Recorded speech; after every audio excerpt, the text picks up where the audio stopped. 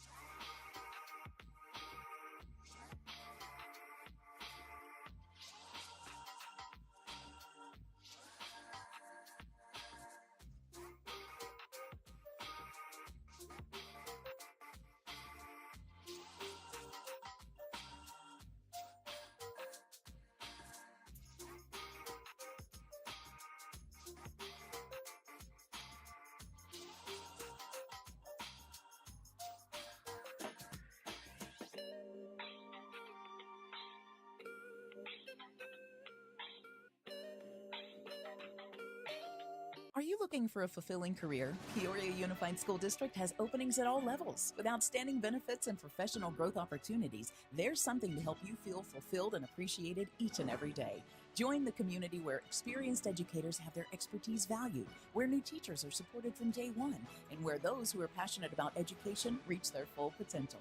Welcome to Peoria Unified School District, where every day is an opportunity to make a difference. Visit us online.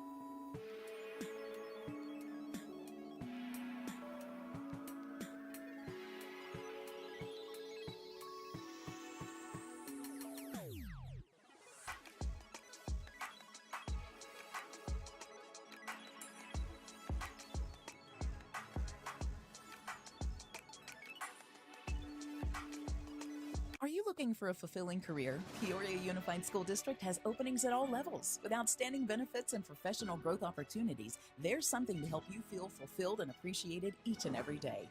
Join the community where experienced educators have their expertise valued, where new teachers are supported from day one, and where those who are passionate about education reach their full potential. Welcome to Peoria Unified School District, where every day is an opportunity to make a difference. Visit us online.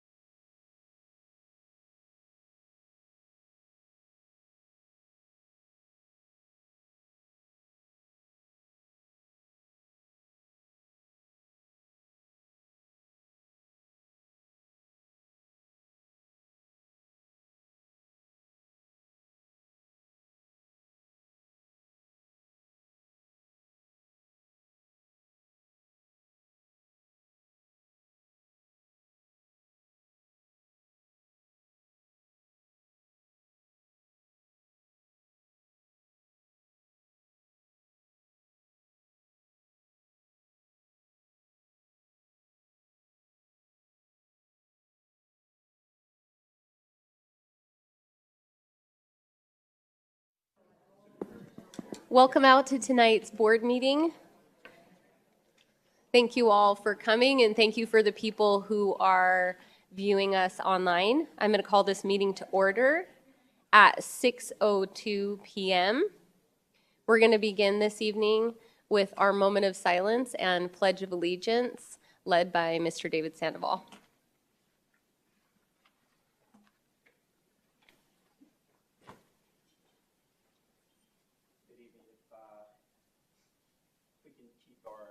During the moment of silence, if we can, open our hearts and we lost one of our scholars from Hartford Elementary. So we keep them and their family in our hearts. That's the moment of silence. I appreciate that. Thank you.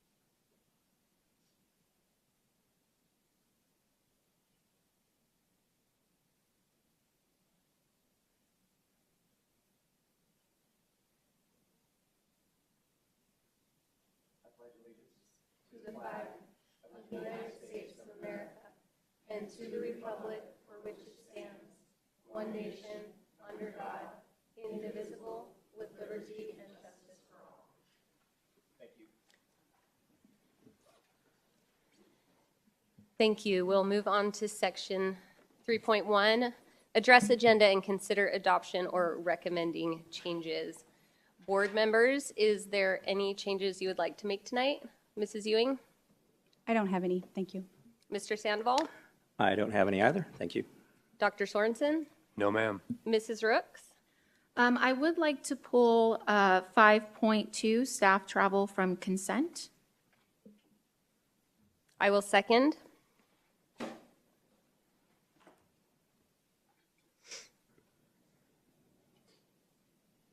And then I would like to pull 5.14 from consent.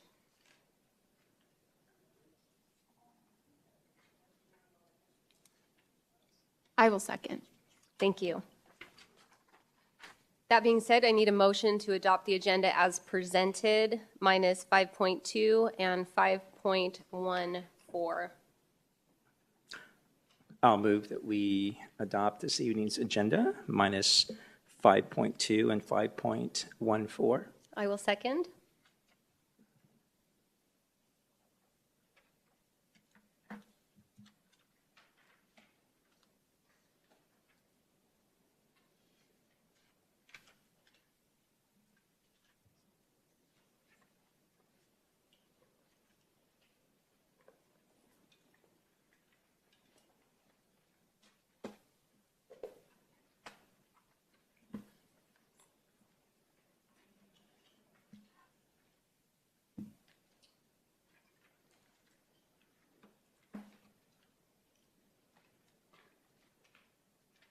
Motion passes. Moving on to section 4.1, recognitions. Turn the time over to Ms. Airy. Good evening, President Proudfit, members of the board, Dr. Summers, and guests that have joined us this evening. As you know, we have 8 incredible and unique high schools in the Peoria Unified School District, and each one of those campuses is led not just by our solid administration teams, but also some incredible student leaders. And we've invited a few of them here this evening in order to recognize them for all that they provide, not just to their school communities, but also to us here in the Peoria Unified School District. One of the ways that we partner with our schools and try to keep a pulse on the feedback and what's going on each of our high school campuses is to really make sure we're staying in tune with that high school student perspective. And we have invited the student body presidents from each of our high schools to be here with us tonight. Our leadership team meets with these leaders on a monthly basis, and I know I can speak for everyone on our team that has had an opportunity to join in on these meetings to say it is absolutely the highlight of our month when we get to spend just some quality time at lunch with these students, learning from them, gathering feedback from them, and often throwing ideas out to them to get some feedback on what it is that's going on around their campus and on some of the things that we're thinking of as district leaders. And so was very fortunate that one of the first meetings that Dr. Summers was able to have when he joined us here just a couple weeks ago was to join us at one of our superintendent's student advisory meetings meetings where we could spend some time with those students. And so we know our student body presidents, if you have spent time with any of them over the years, you'll know that they are incredibly busy, engaged students. They are at school sometimes from sunup to sundown, making sure that things are prepared and they are carrying forth the culture at their school and representing their student body so well. So we have a few of them that were able to join us tonight. A few of them, of course, also had some other commitments, but I'm just so excited that we have 3 that are here joining us. And so students, when I call your name, I'm going to invite you here in front of our board members. I'm going to invite Mr. Molino and Dr. Summers around to the front of our dais tonight. They have a little something to present to you as just kind of a token of our appreciation for the time and effort that you give to your campus every day and for the feedback that you have imparted upon us this school year. So I'll begin with Aiden Scott from Cactus High School.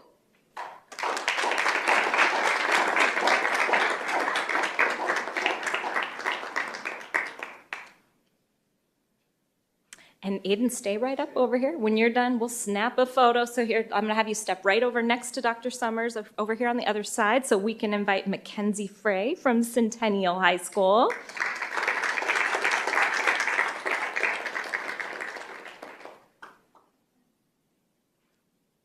And we also have Hannah Chung from Sunrise Mountain High School here with us.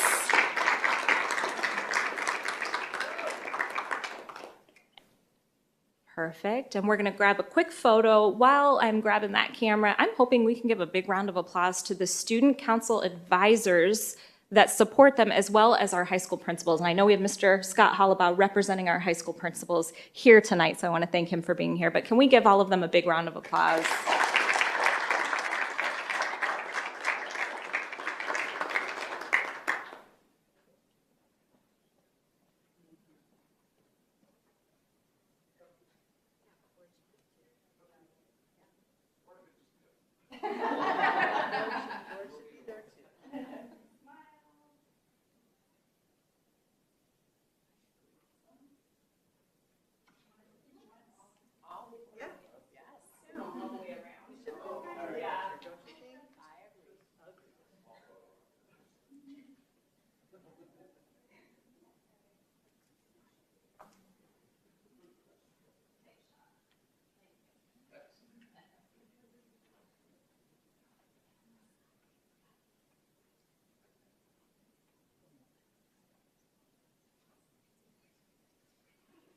And students, I'll invite you back over here by the podium because I know our governing board members will want to share their thanks with you as well. So join me over here. Join me right over here, Aiden. There you go, right over here. And we'll turn it back over to you. I know President Proudfit, you may have some comments for our students tonight. Yes. Thank you so much for stepping up to be student leaders. Student government is such an important part of high school. And wouldn't you agree that it has made your high school experience so much more rich, that you understand leadership and you've been able to step into that role, and it's much different than what you think. Student government was something that was my favorite part of high school. And so I love just seeing when kids are willing to take that step forward, put themselves out there, and place themselves in that role of leader. And really, as a leader, that's what you have to do. You can't wait for someone to make you a leader, but you have to step forward and say, I'm willing to do this. And so thank you for having the courage to do that, and for hopefully setting the example for other kids in the district to have the courage to step forward and to do the same. So thank you so much.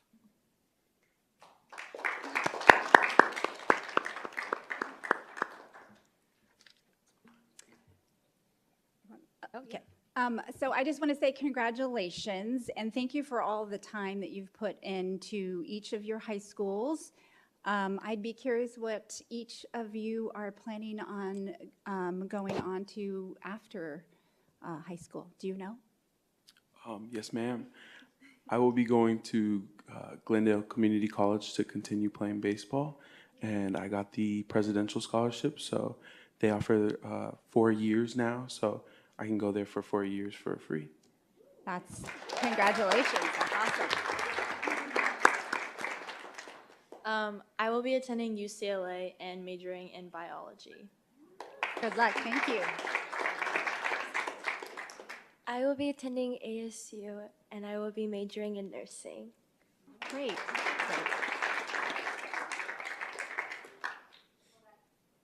That's awesome. Thank you so much. And again, thank you for all your time that you've put forth for your school. So thank you. Thank you. Yeah, I'll be brief, but I'm going to piggyback on what's been said. But yeah, thank you for just, it is important, to put yourself out there for the greater good and for others, and you representing that value from a human kindness perspective, and how you value your peers and continue to lift them up every day from a leadership regard. Thank you for that. I always talk about the excellence that exists in our classrooms, and you three absolutely represent that wholeheartedly. So thank you for continuing to be the best versions of yourself every day. Keep up the great work. Thank you. Yeah, I know how important student council is to a high school culture, and the hours and hours that you guys put in, and often not recognized in like a sports team, get the wind, people cheer. It's stuff that you do every day, day in and day out, and often doesn't go recognized. So thank you very much for the value that you've added to our community. Yeah, I remember going to Sunrise Mountain High School, so I'm a Sunrise alumni. But I remember that experience with my student council. So I know you guys definitely put a lot of time and effort and thinking into ways to get your classmates involved at your school and wanting to be involved and take care of your school.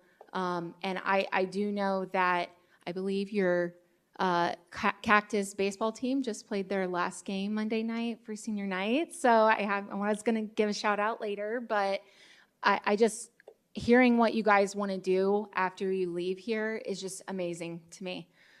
So many different career paths that you guys have chosen, and that's huge accomplishments that you should be proud of and that your family should be proud of. And thank you for everything that you guys have done in your years at your high schools for student council and your representatives. Thank you.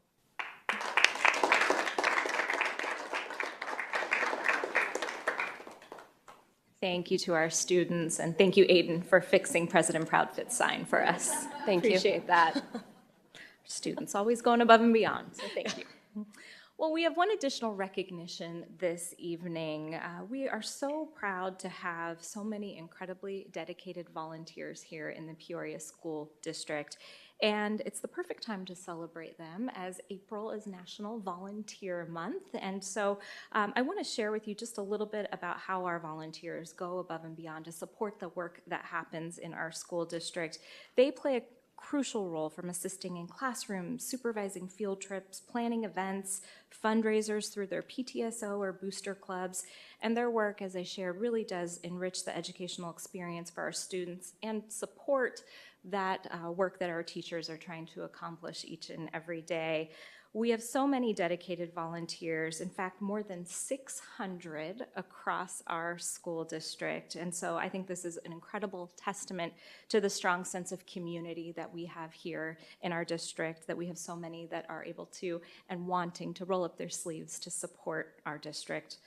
Our volunteers really embody a spirit of collaboration, and on behalf of our district this Volunteer Month, we want to extend our gratitude for all that they do in so many different ways to support us and for their dedication to supporting our students.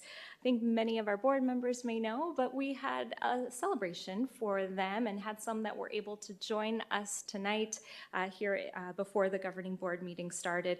And we want to take just a couple of moments to recognize those that were able to stay with us this evening to be recognized. And so without certainly drawing too much attention to the fact that our volunteers are often just so humbly wanting to come and show up and serve and shy away from the limelight, we hope that they will give us the grace that we are wanting to shine just a little bit of light on them tonight for all that they do. I want to start by thanking Natalie from Frontier Elementary School, and I'll ask her to stand so we can give her a big round of applause.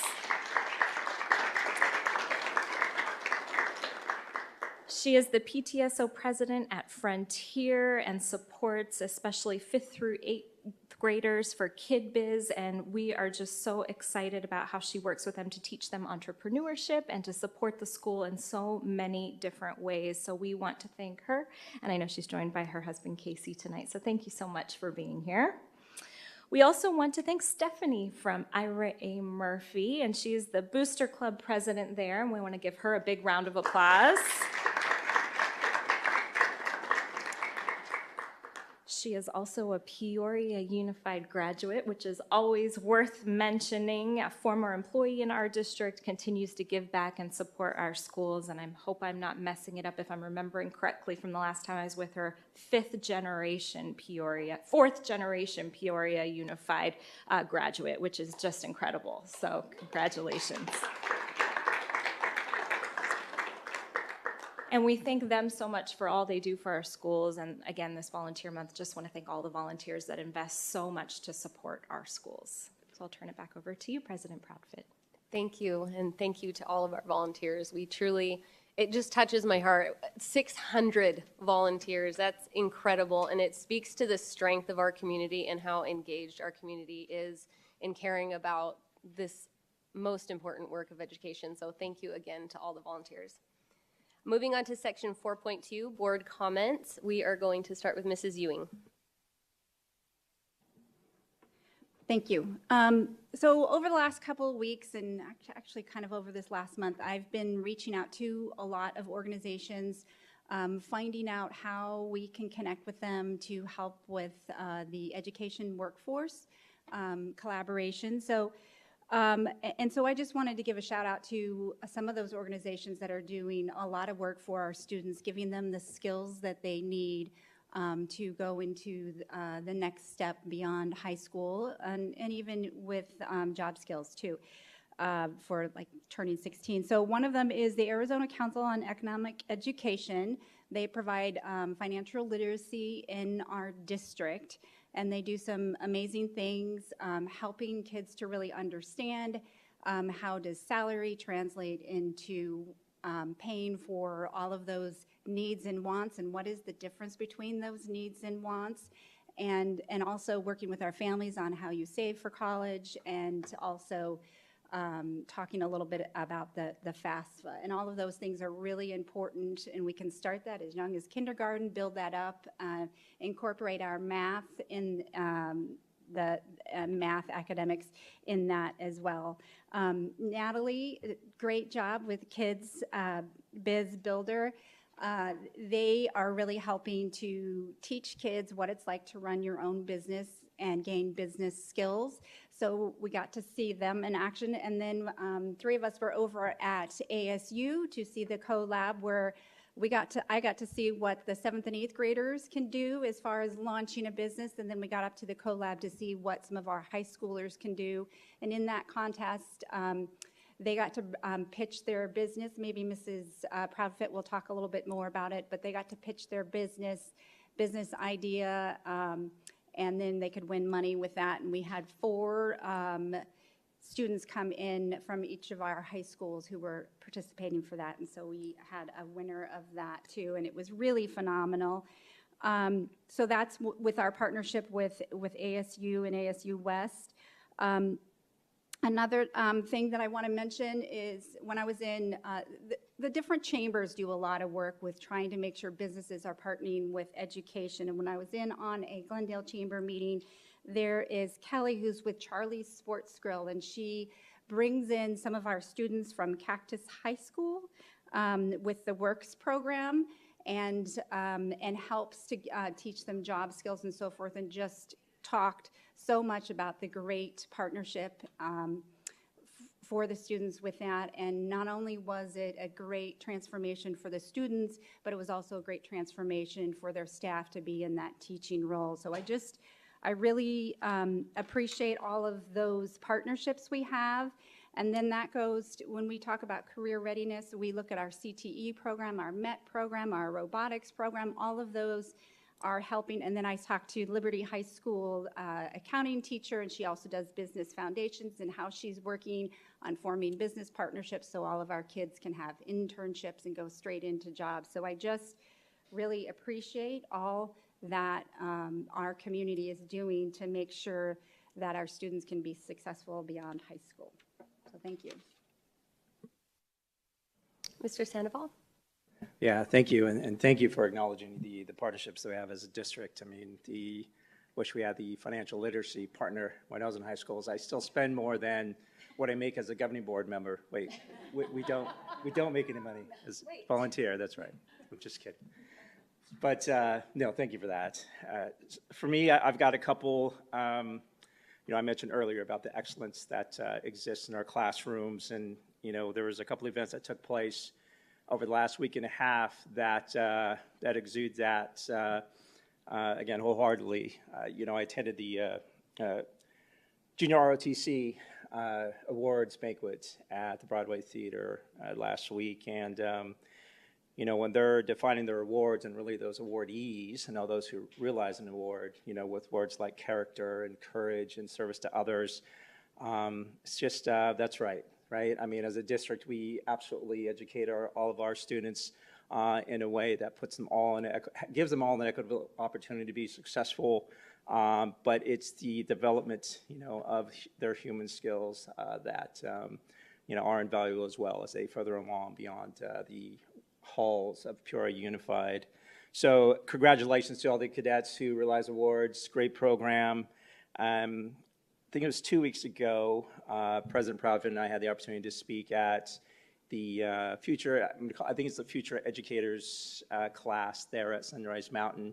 And there again, it's just, when our students at that age have made a decision to follow a career path in education that lifts up others every day, it's just inspiring to hear them speak.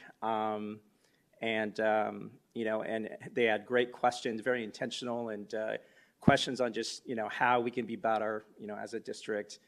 Just very inspired around all the students at that class. So thank you for having me at both of these events, and that's what I have this evening.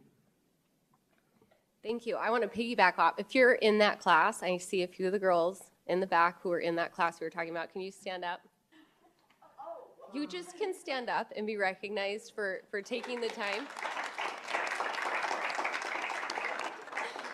Thank you so much, girls. I wanted to highlight, again, I failed to do this last board meeting, but there's a few things as board president that as a parent, I didn't realize were happening within the district. And so it's been really fun for me to see all that the district has to offer. An event that a few of us were able to go to at Kellis a few weeks ago, and we have Monica here from the organization I'm about to talk about, the Arizona Council on Economic Education. And when you talk about financial literacy being such a key component, I know as a parent that is something we are trying so hard to teach our kids, and as we see that integrated into their education, it is incredibly impactful for the community leaders and entrepreneurs and future teachers that we're going to have as part of our community here in Peoria. And this event we were able to attend at Kellis was in partnership with athletes.org. I said that correctly, athletes.org, and it helped kids walk through the process of creating a budget and different things that can come up. And it had a mentor come and say, I was an athlete and it was great, but I needed to know how to handle my money.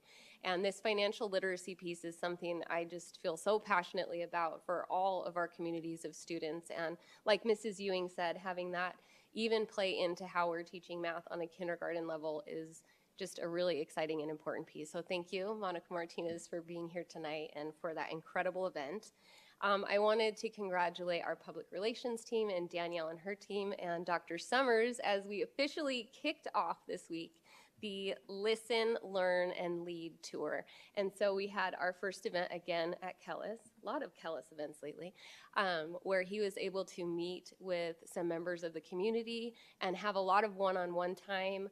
It's a very valuable time to get your questions answered or to have greater understanding in the strategic plan to be able to give feedback. And so keep your eyes open as there will be more of these events, but I encourage anyone who has any questions, who wants to get involved or learn more to attend one of these events that we have coming up to be able to talk to our new incoming superintendent. And thank you, Danielle and team, for doing such a beautiful job putting that together. A little bit more on what Ms. Ewing was talking about the collab pitch competition at ASU West. Going into this, I thought it was just a Peoria event. I didn't realize until we arrived that it actually was offered to several school districts, and the 4 kids who actually were chosen to pitch were just all PUSD kids. So that was a thrill to see. The 4 kids did an incredible job of pitching their businesses. It was kind of a Shark Tank kind of setup. It was great, and they had business leaders and mentors. Dr. Hernandez was one of the judges, and we were able to see as these kids have an extra opportunity, and they did it on their Wednesday half days, they would go on and learn about the dynamics of business and how to pitch and what to do with ideas, and then partnering with people in our community to make those things happen. And so what a great competition, and how impressive that all 4 students were from Peoria High School. And in the end, they all won something. They all got some money to put towards their business. So very excited to see what those students do. And then last, I just wanted to again thank the bond committee and the budget committee, who has been spending so much time meeting. This is again another volunteer position of community members, parents, teachers, stakeholders that come together just out of the goodness of their heart to volunteer their time to do the best that they can for our children. So I just wanted to say thank you, as they have had a lot of meetings coming up and have been working hard on some of the things that will be presented tonight. So thank you for spending your time and being willing to put yourself forward as a leader in our community. Yeah, thank you so much to the volunteers. I'm definitely a big advocate of practical knowledge, so thank you so much. As learners and students, we're always learning from our volunteers who come in and help teach our kids, so we appreciate that. And an early shout out to all the teachers, as Teacher Appreciation Week is coming up soon. So thank you all there out there working hard for our community. Mrs. Rooks? So I was just going to start giving out a couple of remarks to, I was going to mention the Cactus High School baseball team. They just had their last game Monday night and their senior night. So I just wanted to say congratulations to all those seniors, and looking forward to your future. And thank you to the Booster Club that put up the senior night for you guys, because that I heard was amazing. Some parents sent me some pictures, and it just looked like a really great night celebrating you guys. I also wanted to congratulate Saguaro Ranch elementary teacher. I saw it was posted on PUSD website today, that Monica Wilson, for winning the Channel 3 Silver Apple Award. And so I just wanted to give a shout out to her, because I know that that's a big award, very honorable for being a teacher in our district. Congratulations to Raymond S. Kellis, the senior student, Raul Santiago, for the Dorrance Scholars Award. He got chosen, and I saw that and reading about it. I just thought that was a really great, exciting. I can see Dr. Hernandez's face over there. Like, that's just super exciting to have that award to that student. I also wanted to give a congratulations to Mrs. Hindeleiter from Visancia Elementary. She was recognized for her kindness and patience with her students, kindergarten teacher. She was also one of my kids' teachers. So I just wanted to give a shout out to her. I also saw that our Liberty baseball coach and team took some time to volunteer at the CCB Christchurch of the Valley Exceptional Stars baseball camp, and getting to work with those kids and helping them and learning from them, and then helping them through baseball and getting to play. I love seeing that that type of teamwork, and the pictures online was just really cool to see all of the smiling faces. So I wanted to give a shout out to them and thank them for doing that. And then I also wanted to say thank you to, I know it's a National Administration Week, so I wanted to say thank you to our board secretary, Nicole, who does a lot of work for all of us, and scheduling our tours, and making sure we know when our meetings are, and dates and times, and just thank you for all that you've been doing and stepping into this role. Last, just round of applause for Nicole. Last, I know that April is Autism Awareness Month. So I just wanted to make sure that, I know that you guys have shared a lot of stuff about that, and so I just wanted to recognize those children that have autism and the families and how much they do for their kids and that they would do anything for them. So I just wanted to make sure that we have that awareness as well. And yeah, I mean, I'm looking forward to the next couple weeks and getting ready for the end of the school year. Graduations are coming up, so should be super exciting. And that's it. Thank you. We're going to move on to section 4.3, superintendent comments. We're going to turn the time over to Dr. Summers. Thank you and good evening, President Proudfit, Governing Board, Cabinet, and guests. So in the coming weeks, you might catch a glimpse of some Peoria Unified student and staff artwork on local electrical utility boxes across the city of Peoria.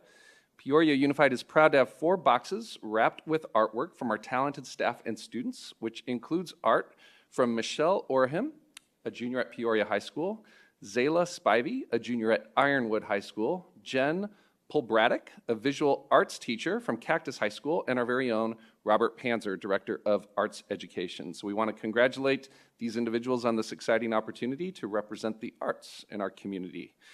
And I'm going to echo the comments for Mrs. Rooks on being very proud to share that Raymond S. Kellis Sr., Raul Santiago, has been named a Dorrance Scholarship recipient. The Dorrance Scholarship is valued at over $100,000, and we learned that Raul plans to study computer science at Arizona State University at the Barrett Honors College this fall. So we wish Raul the best in his future endeavors and congratulate him on this prestigious award. I'd also like to express my sincere gratitude to all of our staff, students, and families who have warmly welcomed me during my recent visits to several of our school sites over the past couple of weeks. I've had the pleasure of visiting Park Ridge, Pioneer, Marshall Ranch, Saguaro Ranch, Peoria E-Campus, Sunrise Mountain, Raymond S. Kellis, Centennial, Liberty, Ironwood, Desert Valley, Peoria Elementary, Oasis, and Sun Valley, with several more visits planned in the coming weeks. So I'm nearly halfway through these targeted visits and eagerly anticipating the opportunity to connect with so many more of our incredible school communities in the final stretch of this school year. And last but not least, just echoing President Proudfit's comments, I just want to thank everyone who's attended our first 2 Listen, Learn, and Lead sessions. So I look forward to connecting with many more of you in the coming weeks at our final 2 sessions. Our next Listen, Learn, and Lead will be at 6 p.m. on Tuesday, April 30th at Liberty High School. And our final session will be live streamed to YouTube at 6 p.m. on Wednesday, May 1st. And as always, thank you all for your partnerships as I prepare to serve as your next superintendent. That's a lot of school tours. There's more to go. Enjoying every step of them. You're hitting the ground running. Yes, ma'am. All right, moving on to section 6, items removed from consent. 6.1 is draft travel request. We have a public comment tied to this.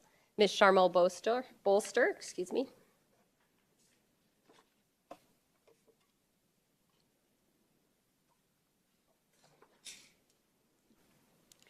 Thank you, President Proudfit, Board, Cabinet, and guest, and our new superintendent. I don't want to forget you either.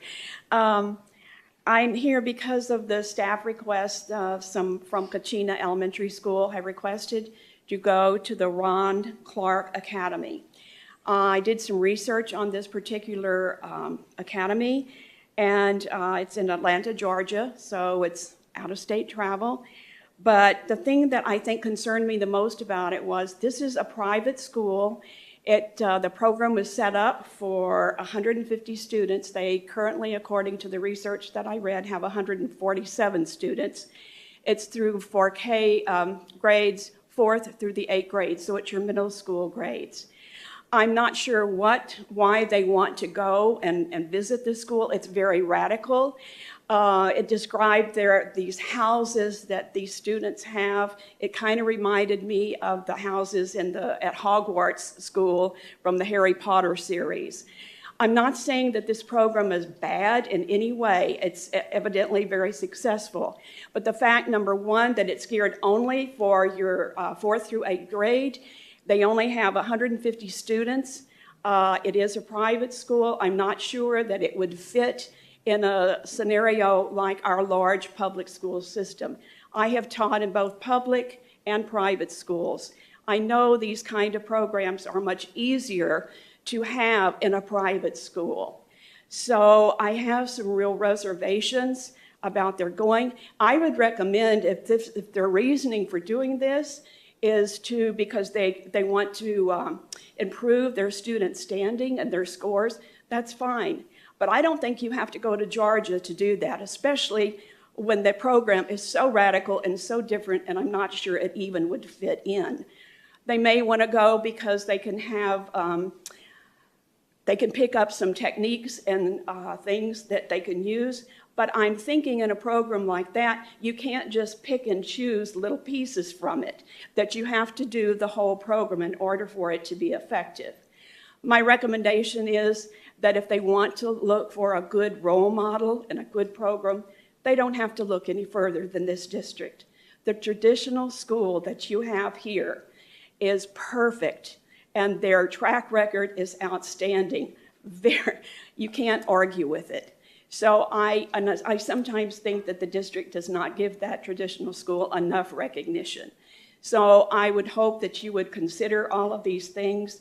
They don't have to go any further. Take a look here at our own district at the programs that we have, especially one that is, I think, that is outstanding. I've been on that campus. So just my thoughts and comments. Thank you. Thank you. Before we move to a motion, board, is there any questions on this item? I'd like to hear a little bit more from maybe one of our cabinet members about the program. I don't know if are they just doing it on that school campus, or just find out a little bit more to maybe answer some of those commenters' concerns. Mr. Nuttall? President Proudfit, Mrs. Ewing, thank you for the question. The Ron Clark Academy experience provides its participants with the opportunity to observe and engage in workshops that provide a model for instilling passion for learning and helping all students to achieve success. Mr. Chandler, who is the principal of Kachina, has identified his lead teachers and staff members who will participate in the Ron Clark Academy and apply the concepts of igniting a passion for learning and providing authentic and meaningful supports for students, all while continuing to build culture where students and staff can thrive. The format includes observing live teaching at the Ron Clark Academy and then processing and dissecting those critical attributes that I just noted. Through the continuous improvement process, Mr. Chandler has identified some areas for improvement for his school, which include instructional practices and a focus on math and English language arts, student attendance, student discipline, and special programs.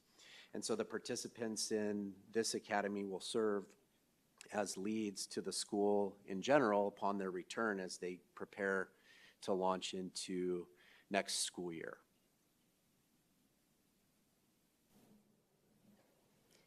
Does anyone else have any questions? Yeah, I mean, so I guess this is the problem that I have, because what's frustrating is you have 4 staff travel requests on here on the agenda for the community to see. But what you don't have for the community to see is this executive content that you put behind a blockage or whatever of only the board is able to see. And I don't understand that, because it's showing what we can see of who's going, how much is it for, broken down by cost, what are they going to be doing there, what is the program's all about. It says here the number 4 of staff traveling to the District Threat Assessment Team Conference in August in Anaheim, California, for $2,600 per person. And it's to be paid using Title IV grant money. And I'm just kind of frustrated, because I know a couple weeks ago we just went to a safety conference in Glendale. So it just seems to be like it's just constant spending of the money, and Title IV grant money I know has options for well-rounded education, technology, student and safety, but this is, I don't like the part of putting all of this information behind a layer of only being able to be viewed by the governing board, and it should be shared with the community. And I've seen this. I know we've had community members bringing this up, of this information is being kept from the community in executive content. And there should be nothing in the executive content with relation to who's going, what are they doing, and how's it being paid for, the broken down by the costs. I'm really frustrated with that. And for future references, it needs to be shared with the community of what you're putting behind executive content for everybody else to see, and not just the governing board, because it's their money that we're sending them to conferences to. And again, the threat assessment team conference, we just had a school safety conference here in Glendale that I know some of the board members went, and I know some of the staff went to, and I know 2 of our principals went to. So it just seems to be like, how much are we going to? 3 weeks ago, and now you're requesting another one to go to. So that's my only comments. We got to start telling everybody what's behind the executive content, because it's not right anymore to keep hiding it. President Can I ask a Proudfoot? question? Oh, go ahead, Bill. In reference to Ms. Rooks's point, is the executive content behind things like travel, is that a policy or a practice? I'll defer to Mr. Molino on that. President Proudfoot, Dr. Sorensen, I believe that is practice, has been longstanding at Peoria. Okay, well, yeah, I would support putting everything in there in regard to return on investment, and any travel that we have, we should be able to merit the cost and just show what we got. So I would advocate that we change that practice. Obviously, we're not going to vote on it because it's a practice deemed by our administrators, but yeah, I would definitely support that effort. Yeah, no, I'll certainly concur with what Dr. Sorensen just stated, and comments by Ms. Rooks regarding the executive comment. Now, that said, I'm always, a proponent of, third-party organizations providing the acumen, for our teachers and staff to continue to build on their capacity to do great work across Peoria Unified. Conferences offer different opportunities and even perspectives, right, when you get into, other markets. So, while we did just enter and exit, a local school safety conference, as we evaluate conferences, and maybe you can talk a little bit about that, but I'm going to just make a statement that, again, having different lenses, different perspectives around a particular subject is a good thing. And I think it drives the district to think a little bit differently. But, can anyone talk a little bit about maybe the potential differences between those two conferences? President Proudfoot, Mr. Sandoval. Last year, I'll speak first to the threat management team going to the conference. This school year, they were not able to attend. They did not attend this year. As I briefly mentioned in my presentation to the board on the 4th earlier this month about the threat management as part of the process for our school social workers and school counselors, we also have a more robust team that serves on our threat management team, including our psychologist, our lead school psychologist for the school district. With threat management, there's multiple partners that attend the threat management conference. It includes law enforcement, similar to the safety summit that you all attended, but it digs deeper into the trends and things that are happening across the country to ensure that we are up to speed on the best practices specific to threat management. Although we have seen a reduction in threat management over time, we want to make sure that we are operating optimally to provide the timely services to our students to maintain safety. And so that's why we are recommending approval of this trip this evening. Certainly, we are always looking at opportunities to bring folks in and to develop, as you mentioned, the acumen within our walls. But we also want to make sure we're acutely aware of the things that are happening all over the place as the trends and things continue to shift, and we have to be ahead of that, and we want to make sure we're able to provide those services. So that's what I'll speak about with the Threat Management Conference. Yeah, thank you for that. And again, I mean, I've always valued diverse perspectives and opinions, even in this boardroom, and same mindset as it relates to attending conferences throughout the markets. So thank you for that. President Proudfit. Oh, sorry. Go ahead. I just wanted to add, last year when I was going through my orientation of a new board member, I sat with our social work team, and we talked about, I think it probably was even after I'd been to the Safety Summit last year, we talked about the difference between the Safety Summit and this threat assessment one. And the difference that I understood it at that time is that safety assessment is a lot about how you manage and deal with like building threats and so forth in that aspect. But this threat assessment was more about threats that happen internally with people and so forth. And so the Safety Summit from both years that I attended really did not go that in depth.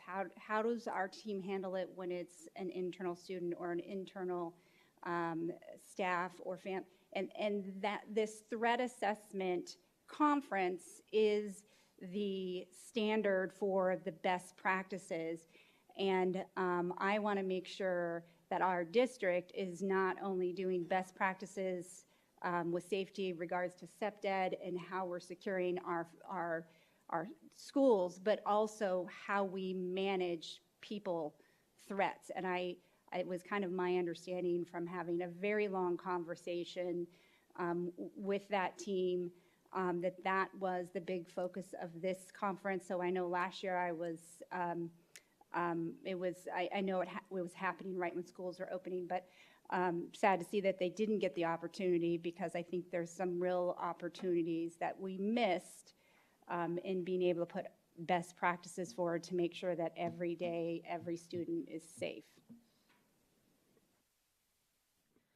I just, with using the Title 4A grant, I know the 4A grant can also be used for hardening of school facilities, school badge ID systems. So looking forward to hopefully seeing some of that in the Title 4A in the future. But I know you said, Mr. Nuttall, that they didn't attend last year's. Did they attend the previous year? I believe that they did. I'd have to defer to other members. Okay. Yeah. Sorry, you weren't here yet. Sorry. Forget what year we're in right now. Okay. I don't know. The Safety Summit for me, I remember seeing a lot of different things on there dealing with mental health and dealing with how to engage with those students. That's what I thought. I saw a lot of different workshops, and we even had somebody at that Safety Summit in one of the guest role speakers talk about what to look for as well. So for me, Melissa, I thought that that's what this last safety conference is wanting to attend that conference so that they can have that information. And so then just seeing another one was just kind of confusing to me. So that's it. Excuse me, I don't think anyone is arguing the merits of out-of-state conferences. Certainly, we want to always be on the proactive side of things instead of the reactive side of things in threat assessment as it evolves. And we need to be on the forefront of that. I was able to attend the Safety Summit. I can understand that this conference probably does go into that quite a bit deeper, into more application, as where it was probably covered on a more broad level, as it was a more mixed group. So I can see the value of a threat assessment team going there for more practical information and practical application to our school district, which I'm definitely in support of. To Ms. Rooks's point about executive content, I think it would be great to have that available for everyone. Just that way it gives people the opportunities, if they have questions, to email or to dig deeper into different organizations, just so we all can be on the same page. Is there any more board questions or comments? That being said, I move to approve staff travel requests as presented. I'll second that. We have a motion made by myself and a second made by Mr. Sandoval.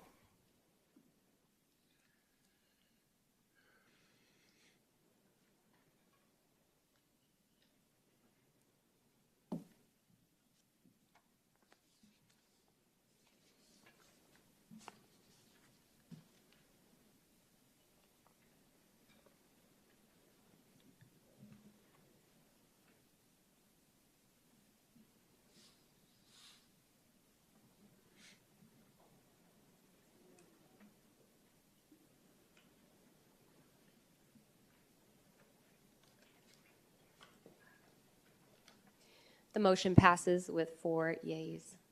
Moving on to 6.2, approval to award RFP 23-28-11 Performance Evaluation System. There has been a request to table this for a future date. I motion that we table this. Motion to approve the request for proposal 23-28-11 Performance Evaluation System. Recommended award to Power Schools, Inc. for the period of 1 year and renewable for up to 4 additional years on an annual basis.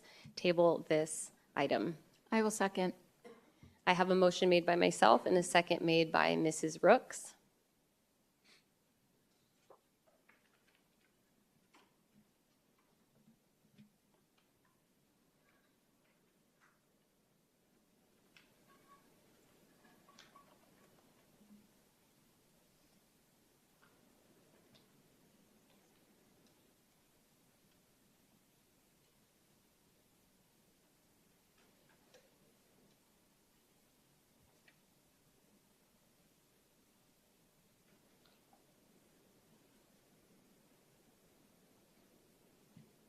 Motion passes with 5 yeas.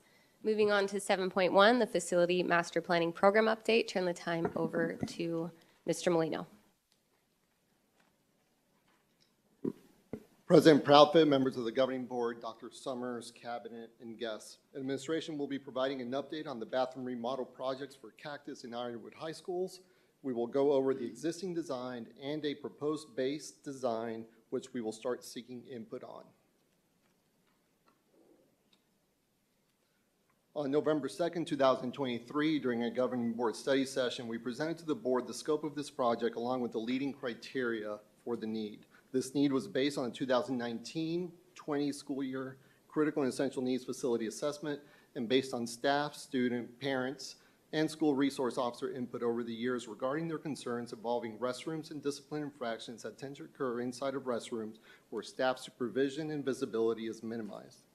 We started the process in January with school administration by asking them for their top choices for what set of restrooms their schools would benefit the most from a remodel. Cactus and Ironwood have similar floor plans, and both schools picked restrooms that are in the same part of the campus. In February, we started to evaluate the chosen spaces, their ADA needs, and how we could change student behavior within restrooms without impacting privacy. We are now entering the stakeholder input and feedback stage. We wanted to make sure that the governing board got to see the first touch point, an opportunity to view the design and provide feedback before we engage the two schools and their stakeholders. As you can see, this is the existing and current layout of each of the restrooms, both at Cactus on the left and Ironwood on the right. They both have traditional doors, and the small passageway decreases ADA accessibility and staff monitoring. This slide shows the view of the entryway to each set of restrooms. This is what staff can see, and it is typical that in between periods, staff are visible in the hallways, breezeways, and near the restroom entryways, monitoring and greeting students. Here you can see the 1970s tile with narrow entryway. I've spoken with parents and students who tell me that students are uncomfortable using restrooms because other students use it as a hangout spot, which is not visible by staff. When they do report it to staff and the staff are made aware of it, they address it. As we're looking at new design options, the two main guiding principles were increased visibility to increase monitoring while deterring student behavior that can lead to discipline events. and increase ADA accessibility. The door openings will be widened and replaced with a wider roll-up door, eliminating dead space. We have one base design with a few alternatives, which work around the existing service closet where the water heater is located. Other items that need to be determined are how wide will the door opening be, and how much of the wall is coming out to lessen visibility of the stall doors. As we gather feedback, we'll find a balance between privacy and safety. Here you can see the base design and configurations of the stalls and the widest possible doorways, and that's that main doorway at the bottom. You're able to see the details of alternative 1, where the service closet is expanded, and alternative 2, where the wall by the sinks is lowered to a 4-foot wall to increase visibility. In this image, you can see a rendering of how the entryway will be expanded with roll-up doors. You can also see the water heater closet, which you saw different versions of in the prior slides. Each individual stall will have a dedicated vape sensor, and cameras will be placed in the breezeway outside of the restroom space to monitor the main entryway and sink areas. In this image, you can see the increased visibility into the restrooms with multiple options for the wall by the sinks using the Cactus Grover's color scheme. The stall doors will not be full length. They will have a 6 to 10 inch opening at the bottom. And if you were to look at this wall right here where the mouse is, one of the things that we're still considering once we get feedback is how much this wall can move, shift left and expand to lessen visibility of the doors, but still allowing visibility of the sink area for monitoring. And same thing for the main opening, how much we can decrease that without impacting safety. So there's that balance between safety and privacy.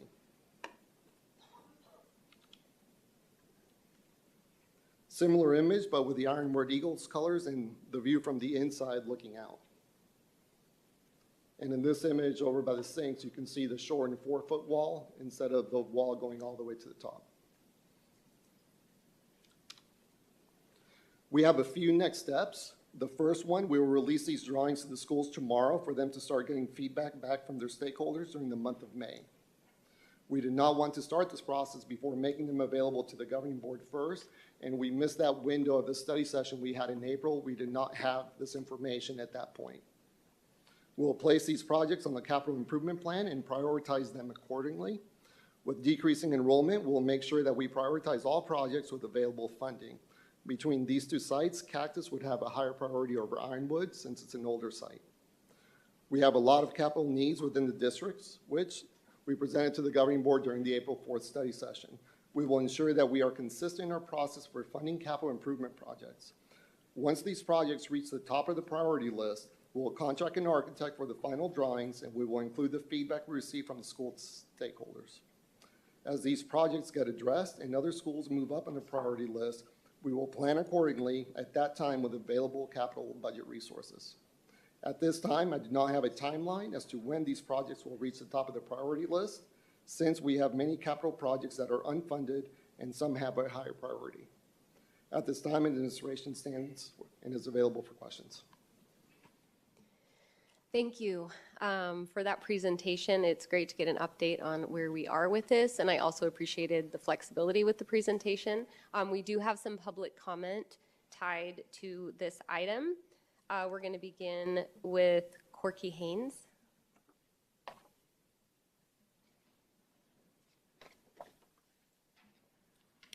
Thank you, Governing Board and Dr. Summers. I really don't have anything prepared because I spent the whole day down at the courthouse downtown being on jury selection, but as I used the restrooms there, it did make me think, as I'd seen these pictures, the sense of privacy you have in almost any public bathroom I've been in. You feel that your privacy is being respected and you feel comfortable being in them. By looking just at the pictures, I can't really tell. I would like to see a bathroom built with those floor plans and those models to go in and just see if you have that same sense.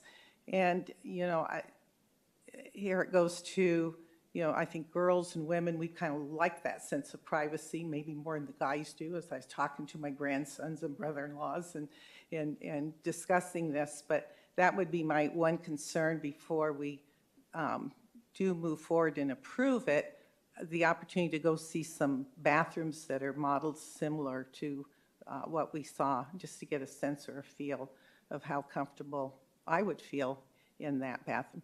The pictures I just saw seemed like they were a little too open for, feeling comfortable using them. So that's my comment. Thank you. Thank you. Our next comment is from Teddy Todd.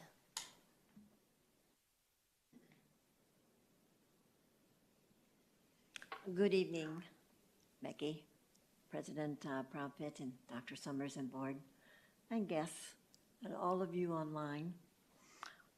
I thank you first for the plans as presented. I know these plans have taken a lot of time and a lot of thought by many persons. This has been an interesting, challenging topic for quite a while. There are two primary goals for a school bathroom: privacy and safety, besides elimination. And after much thought and conversation with others, I have a few suggestions for the pictures that I did see. And they're a little hard to see. I guess I'm used to blueprints, but I have a couple suggestions. Consider making the hallway door opening to the girls more narrow. Go with maybe 5 feet instead of so wide. I think we women just really like our privacy when using bathrooms. Consider in the girls' area building, the divider at the sink, if that divider there could be a little wider and a little taller, then if there are issues for washing out garments, you wouldn't be seen from the hallway quite as much. The other couple items that I was thinking maybe is to change out 2 of the toilets in the boys' area to private urinals with the doors that would give them privacy. I know that even going to the theater, there are times when the boys' restroom is closed to the boys and the women get to use them because we women take longer. And the young men need to get in and out faster to their classrooms. The last one I would suggest is make that larger service closet into a private, very private, lockable single toilet with a sink. You might want to enclose that hot water tank. I do not know. These are just a few suggestions. Thank you. Thank you. Our next comment is from Trina Berg. Good evening, President Proudfit, members of the board, Dr. Summers. I'm going to take just a minute. My students were very impressed by your height when you left. That was quite a few minutes of just talking about how big you were. So like they asked if you played basketball, what sports you played. I was like, I don't know. He's just in charge of the district. I have no idea. So thanks for stopping by. I hope you can come back on another day where we are not falling apart. So first I want to appreciate the fact that, or I want to say thank you for looking into this and looking at our restrooms, because we have very old campuses. We have restrooms that have not been touched in 40 years.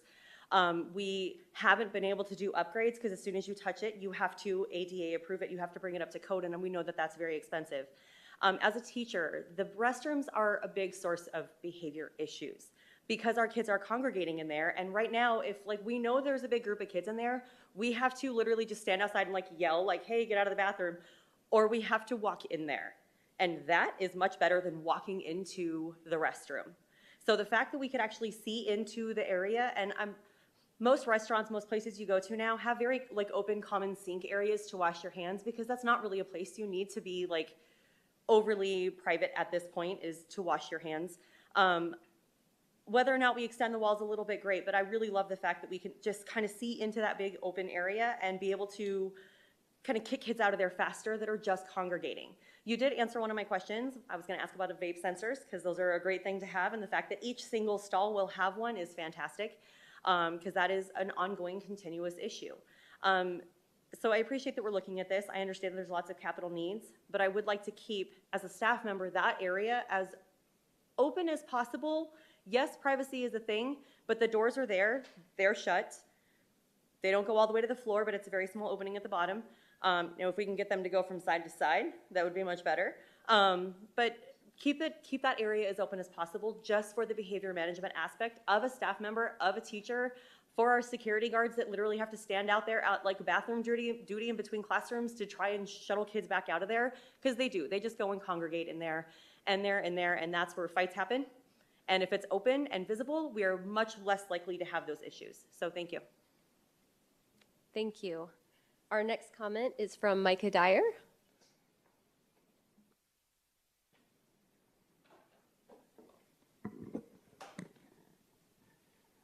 Good evening. My name is Micah Dyer. I'm a senior at Ironwood High School. And so I just wanted to come and talk about the restrooms because I use them daily, and so do many of my friends and classmates. And I've actually had conversations with my principal over the last few months, and he's been talking to students and talking with leadership. He's been talking with our student body president about, how this would look at our campus and how we can kind of fix some of these problems that we've been talking about. Like many people have mentioned, Ironwood was built in 1986 and Cactus was built in 1977. These are very old campuses, and we've had so many students come through these schools, and they're really in need of renovation. I walk into that bathroom daily, and then there's a sink that's closed every single day. And there's no mirrors on the walls, or there's a toilet that's not working every single day because the plumbing is so old. So there's lots of issues that we have on our campuses. So I'm very excited about these conversations of being able to renovate these for future students. And like I said, I've had conversations with different classmates on how would you feel about the privacy issue? How do you feel about this being open? And it's taken some conversations, it's taken questions from those students. But overall, a majority of students that I've talked to are very, very happy about this. The number one problem that I hear about bathrooms at Ironwood is the vaping that's happening and the overcrowding that's happening during passing periods and during lunches. If you have never been in an Ironwood bathroom or a Cactus bathroom, they are very small. It feels like you're in a sardine can during passing periods. You're shoulder to shoulder with people trying to go to the bathroom when everyone is in that 8 minutes. So being able to open up that wall for teachers to see in, and for teachers not to have to stand like right next to you and you're using the restroom, they get to stand outside, we get to have visibility in there, I think is super important. Decreasing that dead space, that hallway that leads in there is super important. And the ADA accessibility is a really, really key component that I've talked with a few people about. It opens up kind of that accessibility for all different types of people within our schools. And so I just want to say that for months since my principal brought this to me in different administration at Ironwood and having conversations back in the beginning of the school year, I've had positive feedback. And I encourage you guys to talk to the students because we're going to be the ones that are using this on a daily basis. And I think it's really important that we address those major issues. Teachers need accessibility and visibility. We need to decrease the substance use that's happening in the restrooms because that's where it's happening. And the vape sensors are an amazing use, but students still get around it. And so we need to kind of look at that. So with teachers being able to look in and making it, I think this upgrade will make it a more comfortable space for students to go in and use the restroom and increase safety overall. So thank you.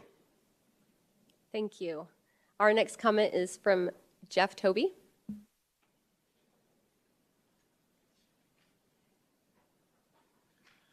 Good evening, President Proudfit, Dr. Summers. I'm Jeff Toby, and for the better part of the last 20 years, I've been in public safety. I am CEPTED trained, so a lot of these concepts that Mr. Molina was mentioning, balancing safety and privacy is important. A couple of suggestions, being an industry professional, is that we have to provide for all of the concerns, listening to staff and students, as well as the main users of those bathrooms. I have 3 daughters in the district too, and I show those plans in the bathroom suggestions to them. None of them liked it. High school on down, none of them liked it. They felt very vulnerable. And what kind of place do we want to foster if we are going to make a plan where our daughters feel vulnerable going to the bathroom because it's wide open to the main hallway? So industry professionals, there's a group out there called Risk Strategy Group, and they've actually evaluated through the lens of CEPTED high school bathrooms. How do we address this? What is the best practice nationwide? And they actually employ a concept called the maze doorway. So I would suggest you guys investigate the maze doorway aspect instead of a wide open door path right into the hallway. I believe there was somebody that wanted to see an example of the bathroom. The other parent I talked to says they have them in East Mesa. You go to the high school in East Mesa, and you will see an example of that bathroom. They had a championship sports game from the district there, and he mentioned that it was very uncomfortable, weird, that parents, students, everybody was rushing to use the same bathroom that spills right into the main hallway. Also, those doors are problematic. So if you talk to any industry professional, I'm actually currently in charge of redoing the bathrooms for my office. You don't want doors that open inward because you're going to have students or whoever is in there might barricade that door closed. And how are we going to give that student help if they're in medical distress or overdose? We had an overdose in one of our high schools about a month or two ago where the fire department had to get called. Luckily, that was in the nurse's office. What if that was in the floor-to-ceiling door? I mean, even if there was inches below and inches above, how are you going to clearly see any administrator, any teacher? They should be able to walk in, take 2 steps in, get a layout of the entire space, and see if there's anything wrong or in distress. These plans don't offer that. So we need to re-examine the doors. They need to open outward, so that way there is no barricade problem, especially if there's a student in medical distress on the inside of that. So you can hit all your ADA points. You can still hit all of the increased visibility aspect of it, balancing privacy and safety, but you can do it in a respectful way that doesn't make our students feel vulnerable. Thank you. Thank you. Our next comment is from Tiffany Benson.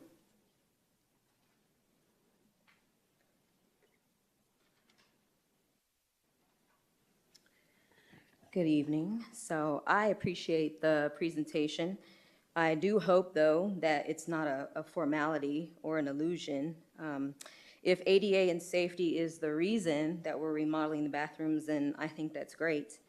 But I still have an open public records request for blueprints and a contract because I don't understand this 3D model. I'm also used to looking at blueprints. So this 3D model, to me, it just looks like phase 1 of having no separation for the boys and girls. Phase 2, you know, once everybody kind of gets over it and a new cohort of students come in, or maybe parents are, you know, not upset about anything anymore and things are kind of bypassed, then we're going to end up passing a bond and building a unisex bathroom. Like, this just looks like phases to me, but if I see a blueprint, I mean, maybe that would change my mind. Also, we do not have a current bathroom policy, so we don't even have rules for who's using which bathrooms. As we know, Title IX has not changed. Regardless of what our, you know, corrupt senile president says, there's no law permitting private spaces to be shared between boys and girls on school grounds. So that means what we also need to see in the blueprint is a space for transgender students.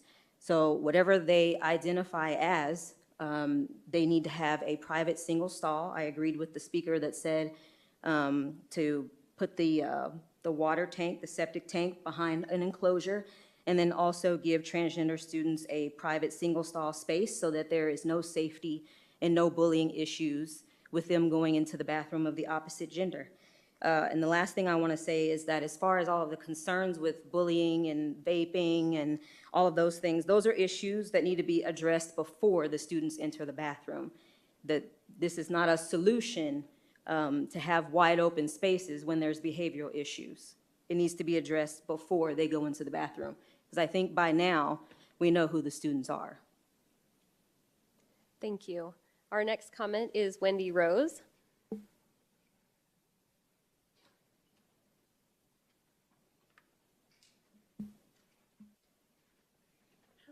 Everybody. I just want to echo what Mr. Toby said. He brought up a lot of the issues that I had, and so I don't want to repeat those. I did want to just say I hadn't seen pictures of what the existing bathrooms look like, and agree that an update seems to be well overdue. So, you know, definitely looks like we need to do some work in there for those students and staff. I am curious about cost, the funding. I know you said it comes out of that capital budget, but how much that's going to cost in an era where our veteran teachers aren't going to be making, the same salary as new teachers. And I understand there's buckets and allocation and this and that, but prioritizing those veteran teachers who have given and dedicated their careers to our district is utmost priority. So I would like to hear costs. That wasn't something that I heard mentioned when in getting all these plans drawn up, what all of this is costing. And I think it's really important that we get feedback from students. I am a parent of 3 daughters. One has graduated out, and I have 2 more who are here in the district. And very briefly, I had an opportunity to ask a friend group, all girls, just quickly showed them, what are your thoughts, what are your feedback?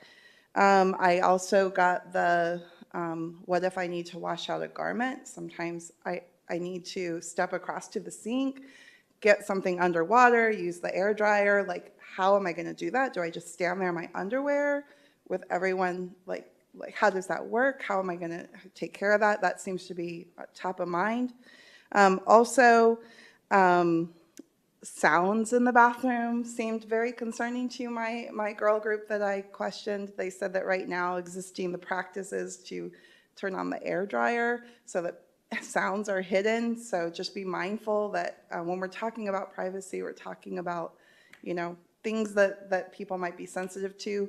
And I want to add that I think that both sides should have the same level of privacy for boys and girls. I think that both sides deserve, the same considerations when it comes to privacy. And ADA, I would like to know what the ADA needs are. Do we need a wheelchair stall in there? Like, how big are these things? And, just stressing not to have that full-length door. I am a nurse, and I was a school nurse, and I need to see what's going on if I have a student down in the bathroom. Thank you. Thank you. And our last comment is Christina.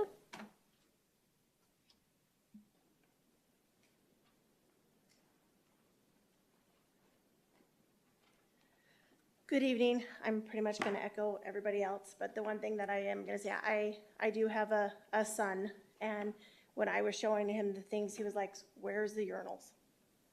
And so I think it is important for boys to have urinals. I'm not a boy, so I don't know, but the few boys that I talk to, they like the urinals. So I think it's important for them to have them. That's one thing. And then I also have a girl as well. And my girl was very concerned with the noises. And, there's plenty of times where you're like, hey, there's no toilet paper. Do you have toilet paper? Yep. And you pass it under. Hey, I don't have a pad. Can you give me a pad? Yep. And those are all things that are now in the hallway. People are going to hear, oh, so-and-so just asked so-and-so for a pad. There still has to be privacy. That is one space that has to be private. It has to be for biological boys in one area, biological girls in the other area, and they need to have the space to be able to feel comfortable to go to the bathroom.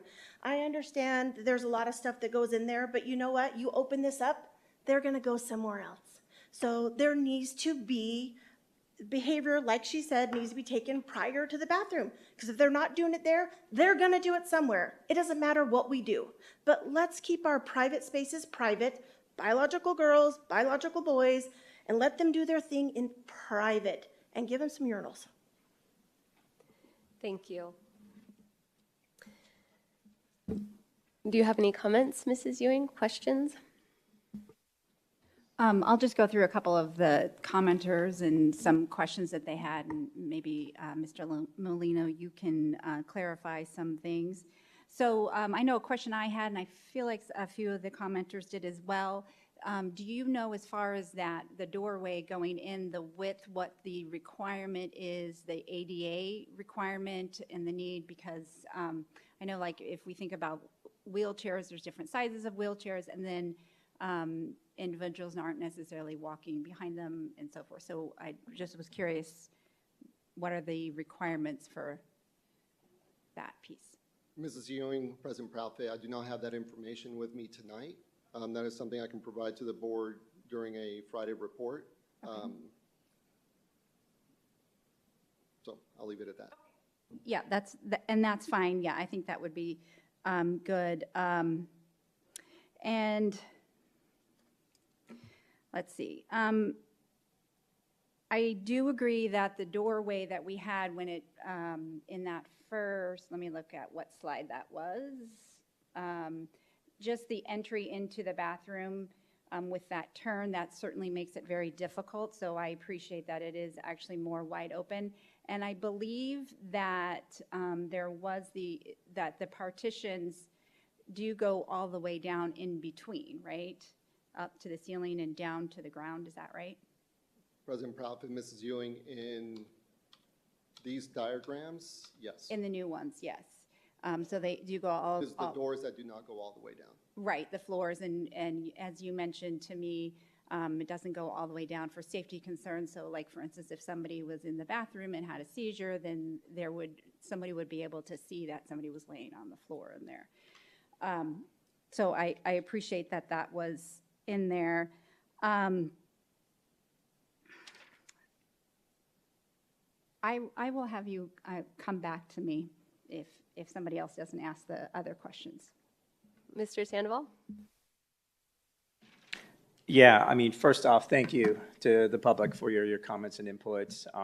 This is that time to express your voices. I know as a district, still going through that process, and I think you stated earlier that these are being forwarded to the sites tomorrow to get in front of our students. Yes, students are our primary target audience, and families, teachers and staff, to get that input to bring something forward, right, that has the multiple lenses as included into this conversation. So thank you for that, and also thank you for just the multifaceted approach. And when we take a look at facilities are also an important component to student success, right, throughout the district. Yes, our programs, academics, et cetera, which we are great at, are all invaluable. But I do appreciate really the intentionality in adapting our facilities to address the shifting needs of our student population while addressing safety and privacy, as well as the mitigation, right, of some of the infractions that we just heard about this evening. So I do appreciate that. I'm looking forward to hearing more from our students, teacher, staff, community around these renderings, and and continue to, again, do intentional work on behalf of all those that we serve. So thank you. Dr. Sorensen? Yeah, bathrooms are a tough space on a comprehensive high school of thousands of adolescents. And the situation at Ironwood and Cactus needs to be addressed. And governing board members who visit schools, I would recommend that you go into the spaces that these things happen. I don't know if this is the design. I don't know if this is the answer. That's a good point about doors going inward. I don't know that I'm an expert in this field, right? But we do need a systematic way of collecting student feedback that gets away from everyone has their micro sample size of kids they talk to. We need a way to hear a lot of the student voices in this, whatever the design is. And I don't really want to make the designer have a voice in the design. I want to hopefully advocate for a system to create feedback from our community. And there's so much behavior in bathrooms that already breaks our policies that the reasonable standard of right and wrong in regard to behavior in bathrooms is something that needs to be managed and can be managed, right? And hopefully a design of a bathroom would lend itself to that. And going back to the point that you repeated over and over again, that I totally agree that balance of privacy and safety, which, I'm asking for a commitment to get input from our community, because the technology of drug use is only getting harder to manage. It's extremely difficult. It just is. And I don't know what the answer is. So I'm open-minded. And vape sensors sound good right now, but you also have to question the way of how they're communicating. Is it specific, right? The idea of targeting kids before they go into the bathroom just because you know something about them is not something I would agree with either. So it's just a really challenging space. So I'm open-minded to exploring new ideas as long as we commit to getting true feedback from our community, in large part our adolescents who use these restrooms. Thank you. Mrs. Rooks? I guess I'll start with a couple of questions and then I'll go into some comments. What is the, I guess, the RFP? Is there an RFP procurement process for this design and this project? And obviously somebody had asked how much is it going to cost? And then is this the start for trial runs at these two high schools and then moving to all the high schools and elementary schools? President Proudfit, Mrs. Rooks, so let me address your first question. Can you just say the first question so I make sure I address it? Sorry. Is there a RFP procurement process for this design or this project? President Proudfit, Mrs. Rooks, we are not at that point yet. So the point of tonight was to start getting feedback, getting input. Once we get all that input, then we will contract, pick an architect firm, put a contract in place. We will give them all this stakeholder input that we receive over the next, whether it's 1 month, 2 months, 3 months, however long that takes. Then at that point, they will incorporate it, create the blueprints, come back to us. In regards to cost, during the November study session, I believe I told the board in that presentation, we're estimating about $500 a square foot. Right now, this type of design is right around $450 a square foot. Okay. And is this going to be the start to have this at all high schools and elementary schools? Going back to what I mentioned during the study session, we started with the 2 oldest high schools that have the highest need, and that's Cactus first, then Ironwood. So if, based off the feedback, if we are able to even do one of those, and we need to readapt to do the second one based off new input, we would. Then based off available capital funding, we would go to school 3, school 4, school 5, school 6. Unless it's a directive or direction from the board that they want all high schools done. And if that's a higher priority than some of our existing other projects, right now we will continue to prioritize projects based on our available funding. Sorry, another question, and then I'll get into my comments. So is this, once you get through the process of the feedback, is this going to be brought to a governing board future meeting for an official vote? Whether it's a vote or a discussion item, that I'll work with Dr. Summers in regards to the role of the board, whether it's approving or putting input. The board has already approved through procurement contracts, they approve yearly for architecture firms that we can use in a certain dollar amount, and also based on board policy, job order contractors that we can use per project up to a certain dollar amount. But we will continue to get input and keep the board informed as this moves forward. Okay. I guess I do have concerns with this. I did think about the part of, talking to a couple of people, students, if they have seizures, if they do overdose, the 6 to 10 inches, I really, truly don't I don't want to rely on that. I really want to make sure that if there is a student passed out on the floor, that we will have complete visibility to see that, or another student walking by will be able to see that. I do like the idea of turning the doors around because if they're barricaded in there and we can't get the door open, I just think that that is a brought up point of safety. I was a bit confused too with the urinals. I do have boys, and my 7th grader, when I had told him like, hey, this is the idea of taking out urinals, he was like, well, where do I go pee? And he said, boys do not go pee in the toilets. They use their urinals because it's gross to pee in the toilet because they don't aim very well, and then it gets all over the rim of the toilet.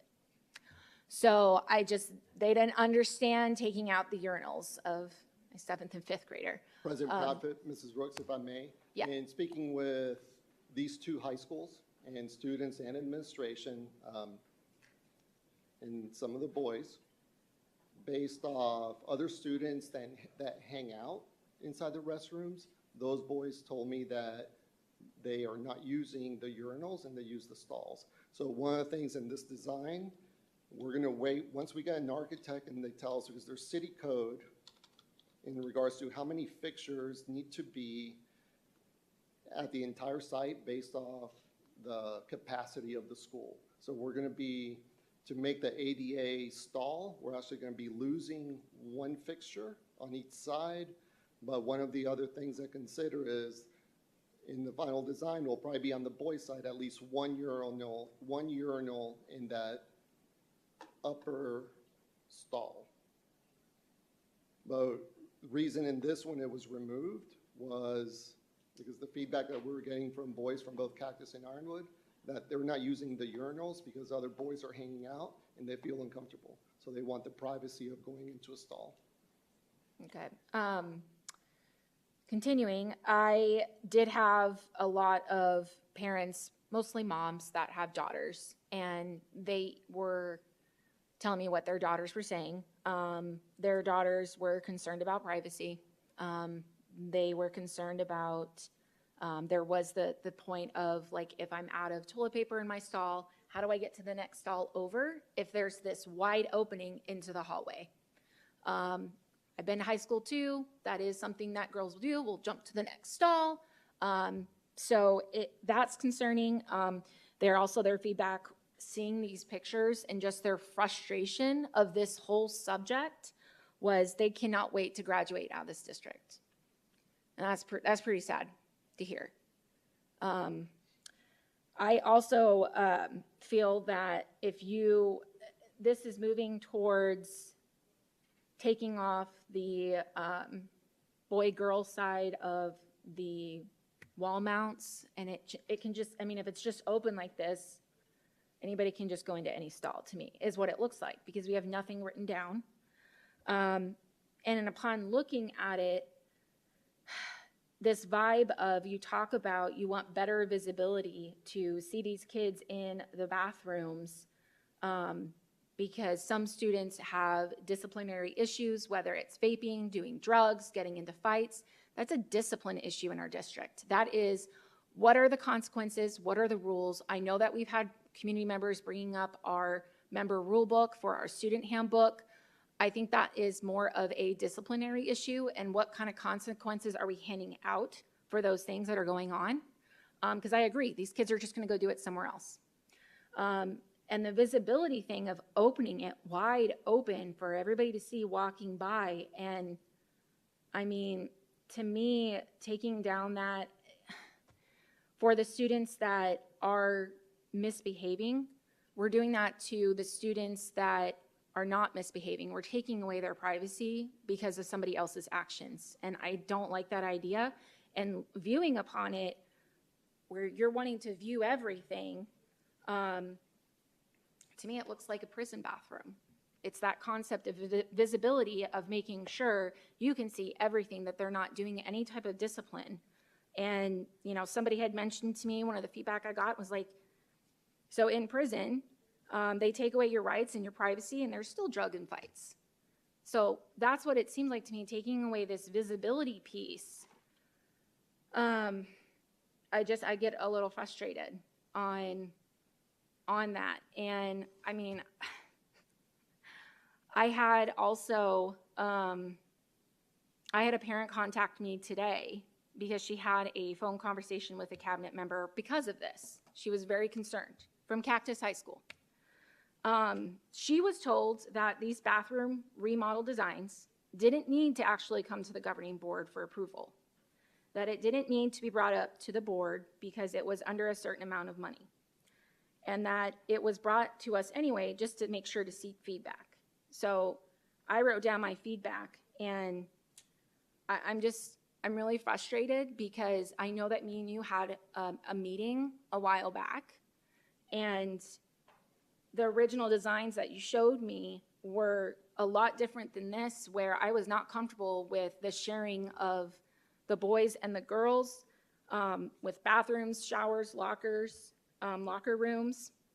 And I know you told me that you guys were trying to work on this. You were trying to work with a company to remodel it because of the concern that was coming down from President Biden changing Title IX and the privacy for girls. But I was just not okay with the sharing of the spaces. And it just feels like this is catering to all of that. And now you've brought this to us tonight, and I felt compelled to say something of what was the original thought plan.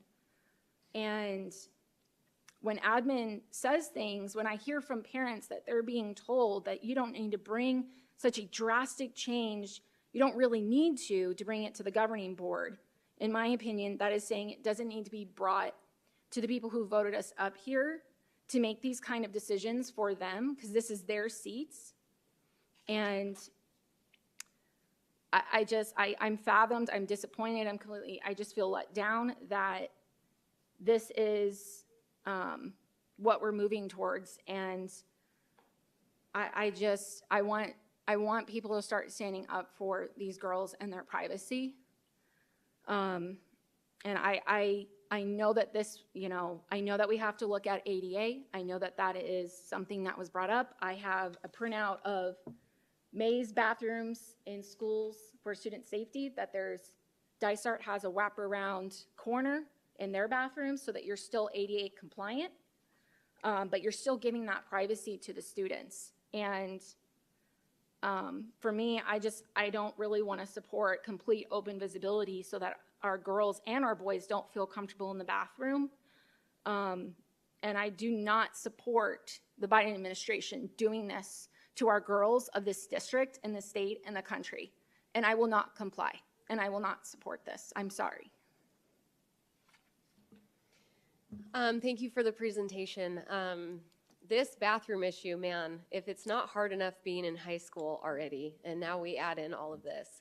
I have pored over this issue, talked to so many people, as we all have. I appreciated what Dr. Sorensen said, though. It's very important that when we're thinking about these issues, I have 4 kids. 3 of those kids so far have been in high school in the district. And it's very important to not just take the feedback of my kids. I know why my kids don't want to go in the bathrooms, but I can't say that that is that way for everybody.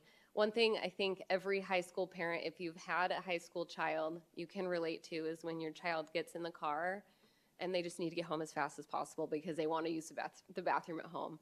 High school is a tricky place, and there is no perfect solution that is going to be perfect for every single child in the district. And so the word balance is so important, and we have to balance privacy with safety for all students. I did have a question, since you're on this slide, the service closet, where we have that larger service closet.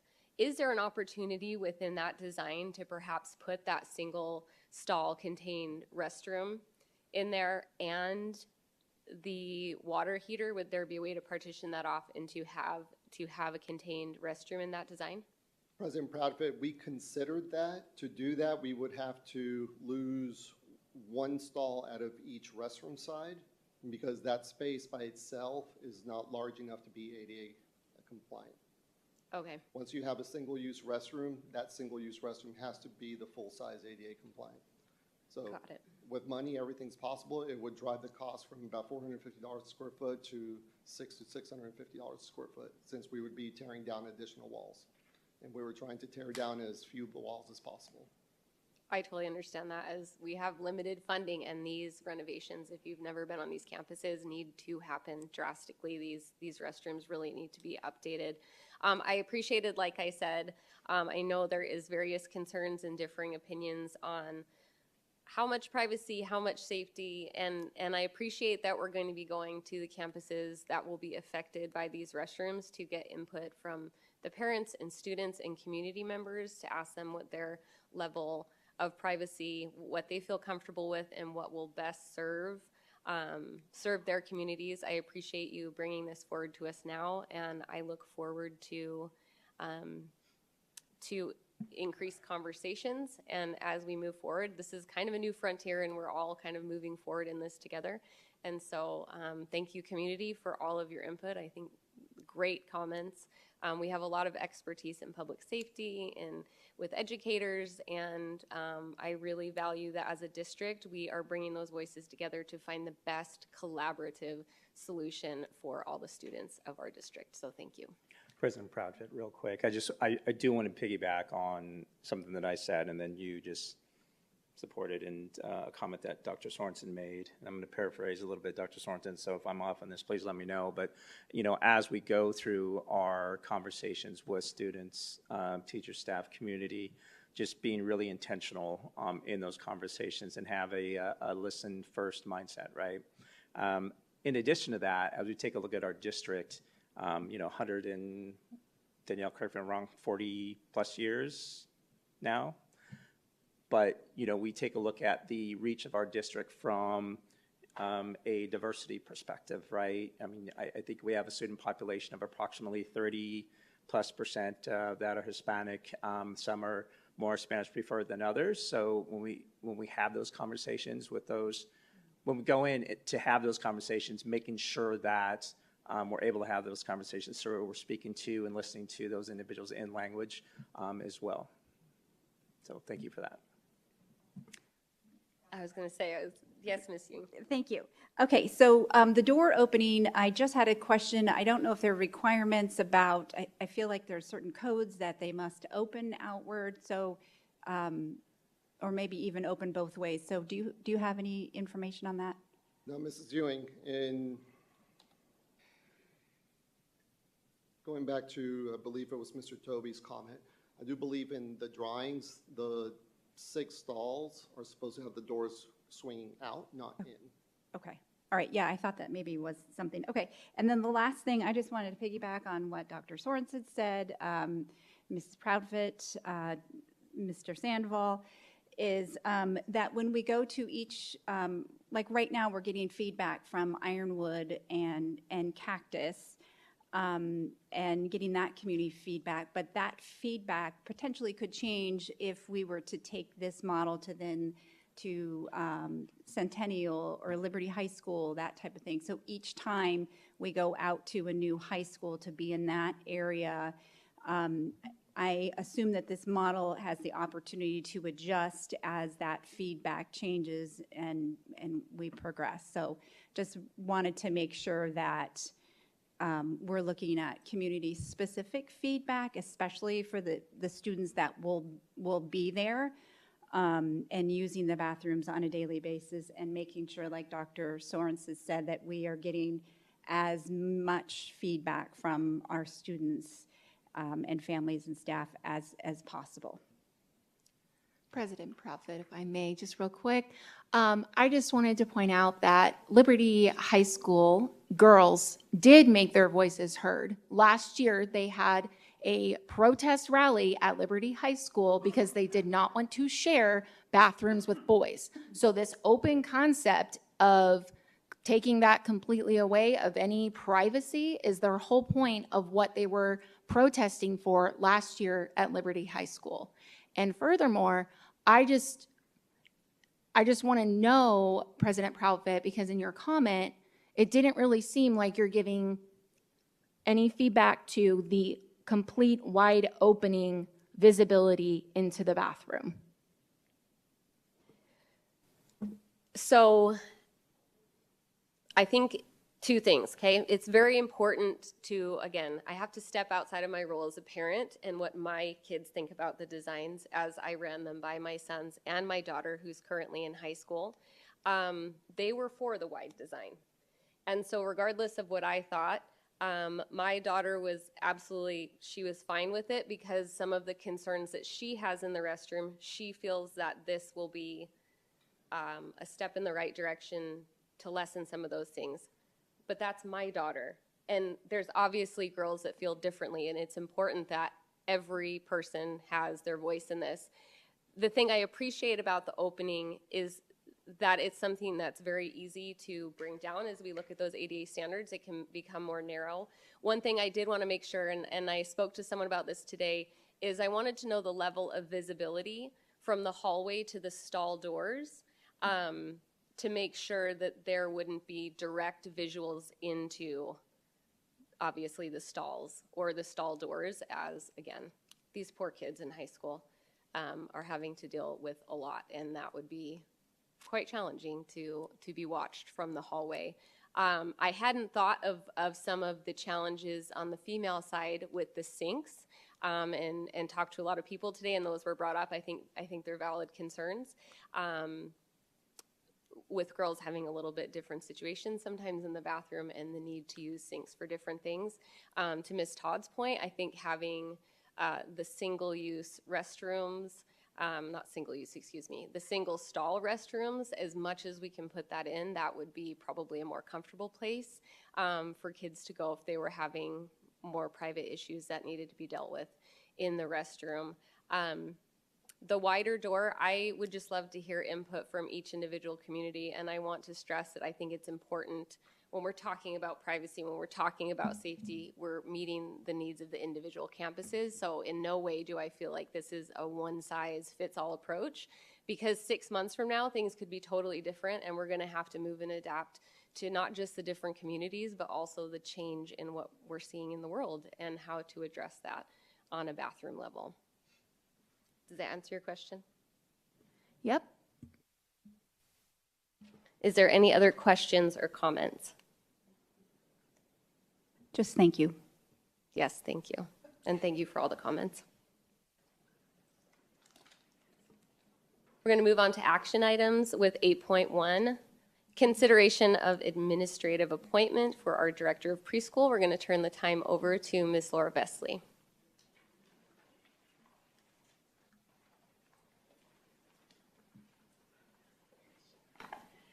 Good evening, President Proudfit, members of the board, Dr. Summers, cabinet, and guests. I'm going to be bringing forth two different recommendations tonight. And the first is looking at the appointment of director of preschool. I'd like to introduce to you Ms. Jessie Remo, and we're asking tonight that you appoint Ms. Jessie Remo to the position of director of preschool. Ms. Remo started her career here in Peoria in 2010, where she served as a special education self-contained teacher for our preschool programs. She continued her experience in early childhood, where she moved into general education classrooms as well, teaching both general education and gifted students. And then in 2016, Ms. Remo moved into a unique role within Peoria and within our preschool department, serving special education students and their general education teachers as the preschool itinerant teacher. That's a great opportunity where she gets to go into many different classrooms across the district, working alongside the gen ed teacher and providing services to students. Then in 2018, Ms. Remo started a new role within the preschool department, where she served as an early childhood mentor, and she worked with new teachers and assistants. She provided quality professional development for the preschool department and facilitated needs assessment for the preschool department, as well as she served as a backup to our previous director for preschool. This past year, Ms. Remo was appointed as assistant principal at Skyview Elementary, where she has worked alongside Principal Tammy Moss, providing ongoing support to both general education teachers, preschool teachers, and special education teachers.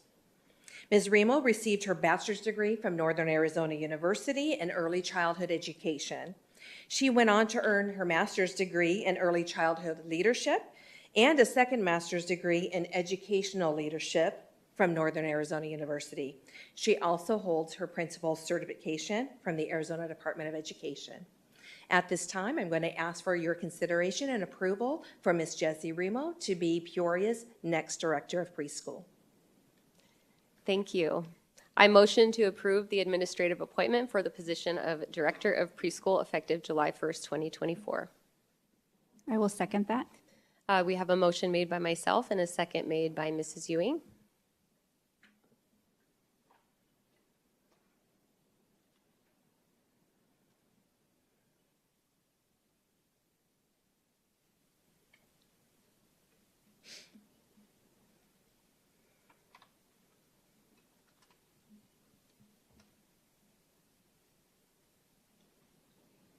Motion passes with 5 yeas. Congratulations, Ms. I'd like to introduce Miss Jessie Ramo, and I know she has some wonderful family members here as well. President Proudfit, Governing Board, Dr. Summers, Cabinet and Community, thank you so much for giving me this opportunity. I'm finishing my 14th year with the district as an employee, but I'm also a proud former student, and I have 2 students here in the district. Our preschool programs are doing important work to ensure that all students have the skills to begin their journey here in Peoria. I'm honored to be chosen to continue to do this work that our preschool program is presenting for us. I would like to take a moment to thank my family who supported me, my husband and my 2 boys and my cousin. Thank you.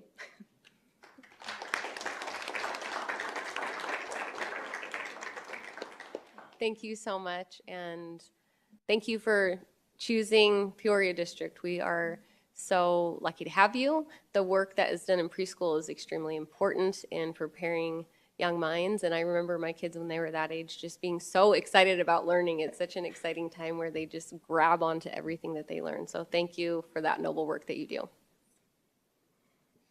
Yes, thank you. I just want to say congratulations. I'm so happy that you're continuing to stay in Peoria.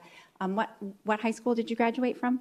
I did not actually graduate from Peoria, but I went to Skyview as a student. Oh, you went to when I was younger. Skyview, okay. So it's come full circle. Yes, yes. Well, definitely preschool is a very important program. I was just talking with somebody the other day about how those kids who have gone through preschool, when they come into kindergarten, that you can, there's such a huge difference. So preschool is really important, and I know how important it is to get in those students who might need some additional support in order to be successful once they do get into kindergarten. So I know how important it is, and I appreciate that we have your talent, and I look forward to hearing more about all the great things you're going to do for our district. Thank you.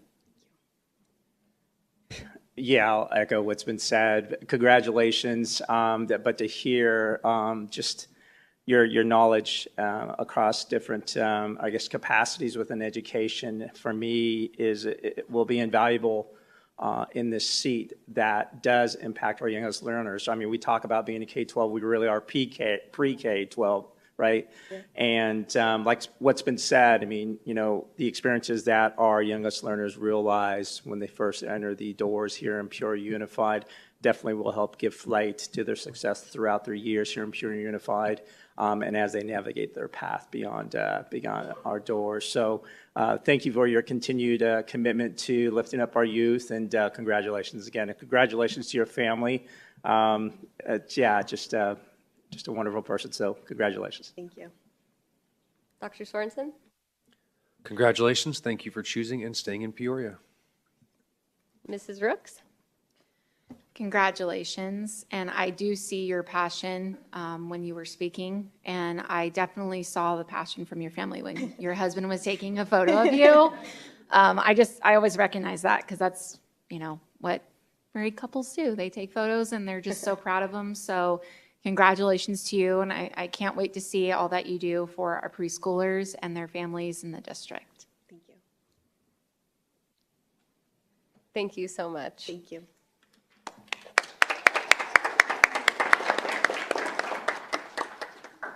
Moving on to 8.2, consideration of administrative appointment, Director of Career and Technical Education. Turn the time back to Ms. Vesley. Thank you again, President Proudfit, members of the board, Dr. Summers, cabinet, and guests. Again, it is my extreme pleasure to bring forth the appointment and consideration for appointment for Director of CTE. And we'd like to recommend Mr. Chad Eichenlaub be appointed as Peoria Unified's next director for CTE. Mr. Eichenlaub started his career in 2012, where he served as a business teacher between the years of 2012 to 2017 in the state of Montana, and also served as a business teacher from 2017 to 2019 in the state of Alaska. In 2019, Mr. Eichenlaub was appointed principal at a high school in Alaska and served in that role until 2021, when he and his family relocated to Arizona. In 2021, Mr. Eichenlaub joined Peoria Unified as the coordinator for the Met Professional Academy, and he has been working alongside our current director of CTE, providing top-notch educational opportunities for his students enrolled in the Met program. Mr. Eichenlaub received his bachelor's degree in geography with an emphasis in political science and business from the University of Montana, Missoula. He also received a master's degree in educational leadership from the University of Montana, Missoula. As well, Mr. Eichenlaub also holds his principal certification here with the Arizona Department of Education.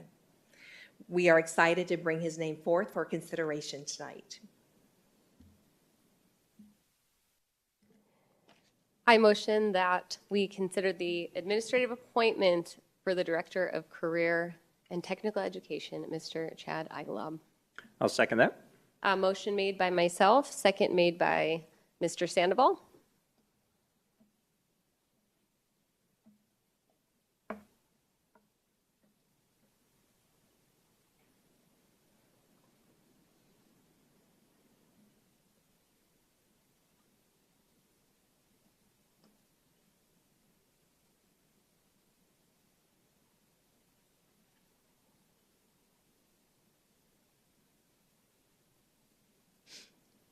Motion passes with 5 yeas.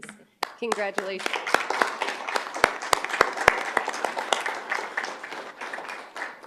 Mr. Eichenlaub, would you like to join us up front? I know your beautiful family is here as well.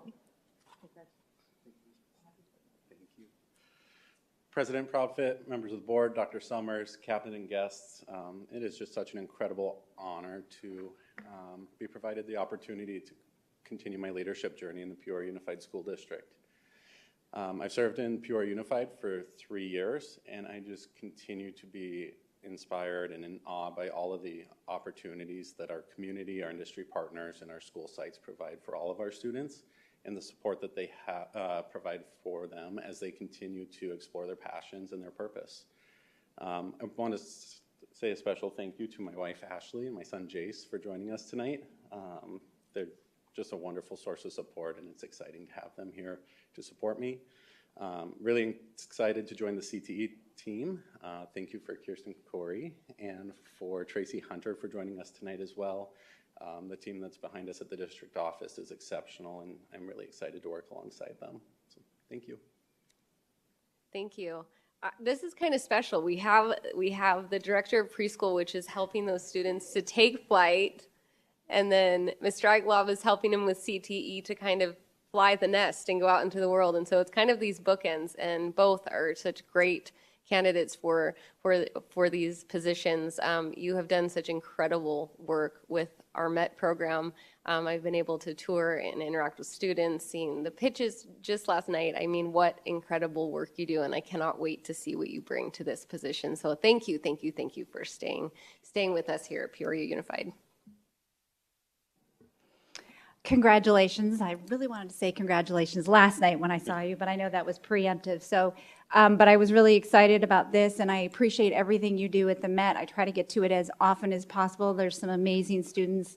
The students at the Met are absolutely amazing. I know that part of that is your leadership and your excitement that I see every time a new organization is brought in, because I know at the Met you do a lot of tours with a lot of outside agencies, and every agency that comes in there, every organization, that comes in there is over the moon impressed with our students, the programs. And I know a lot of that is your leadership. So I'm super excited about this opportunity for you in CTE. Sad that Mrs. Coakley is leaving. But anyway, she's still with us, but just she did a great job. But I also know how closely you worked with her. So I'm excited to see your enthusiasm in this role, and I'm excited to see what you're going to do. Thank you. Yeah, agreed. I mean, look at all the times that I've had the opportunity to go to the Met and visit with students, and all the multitude of programs and partners that you do bring in, and just enhancing the student experience is shown in their articulation, their confidence. It's just your mindset and who you are as a person when to get to know you, but to just be in the same room as you during those times. Your personality is one that focuses on that connectedness, not only with the partners, but also with the students, which is very important, to ensure their success. So, Ms. Coakley, certainly forward-thinking and visionary. You have those same qualities, and looking forward to you continuing that foundation. And we're rich in programs, and our CTE programs are absolutely amongst the best. If I'm not mistaken, I think if we add in everything, we have like 40 plus, is it 50 plus? 47. 47? Thank you. 47 programs that just will provide our students an opportunity just to find their purpose and what moves them. So thank you for your continued want to be a part of Peoria Unified, and again, for your continued work in student success. So thank you for that. Dr. Sorensen? Yeah, we all know how important your job is in current technical education, the amount of value it adds to our community. So congratulations. Thank you. Mrs. Rooks? Well, it's nice to meet you in person. I haven't met you yet. So I'm just going to say congratulations to you and congratulations to your wife and your little boy back there. So I was actually supposed to tour CTE on Tuesday, but I unfortunately kind of twisted my ankle and it's wrapped right now. So I look forward to getting to tour it when I reschedule, and hopefully I'll get to have a chance to talk with you and get to hear your vision for the CTE programs that are offered in our district and getting to know you. So congratulations again. Thank you.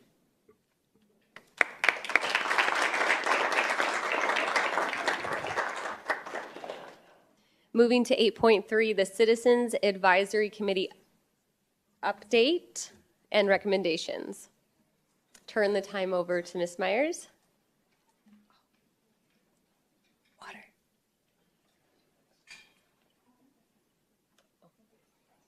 Okay.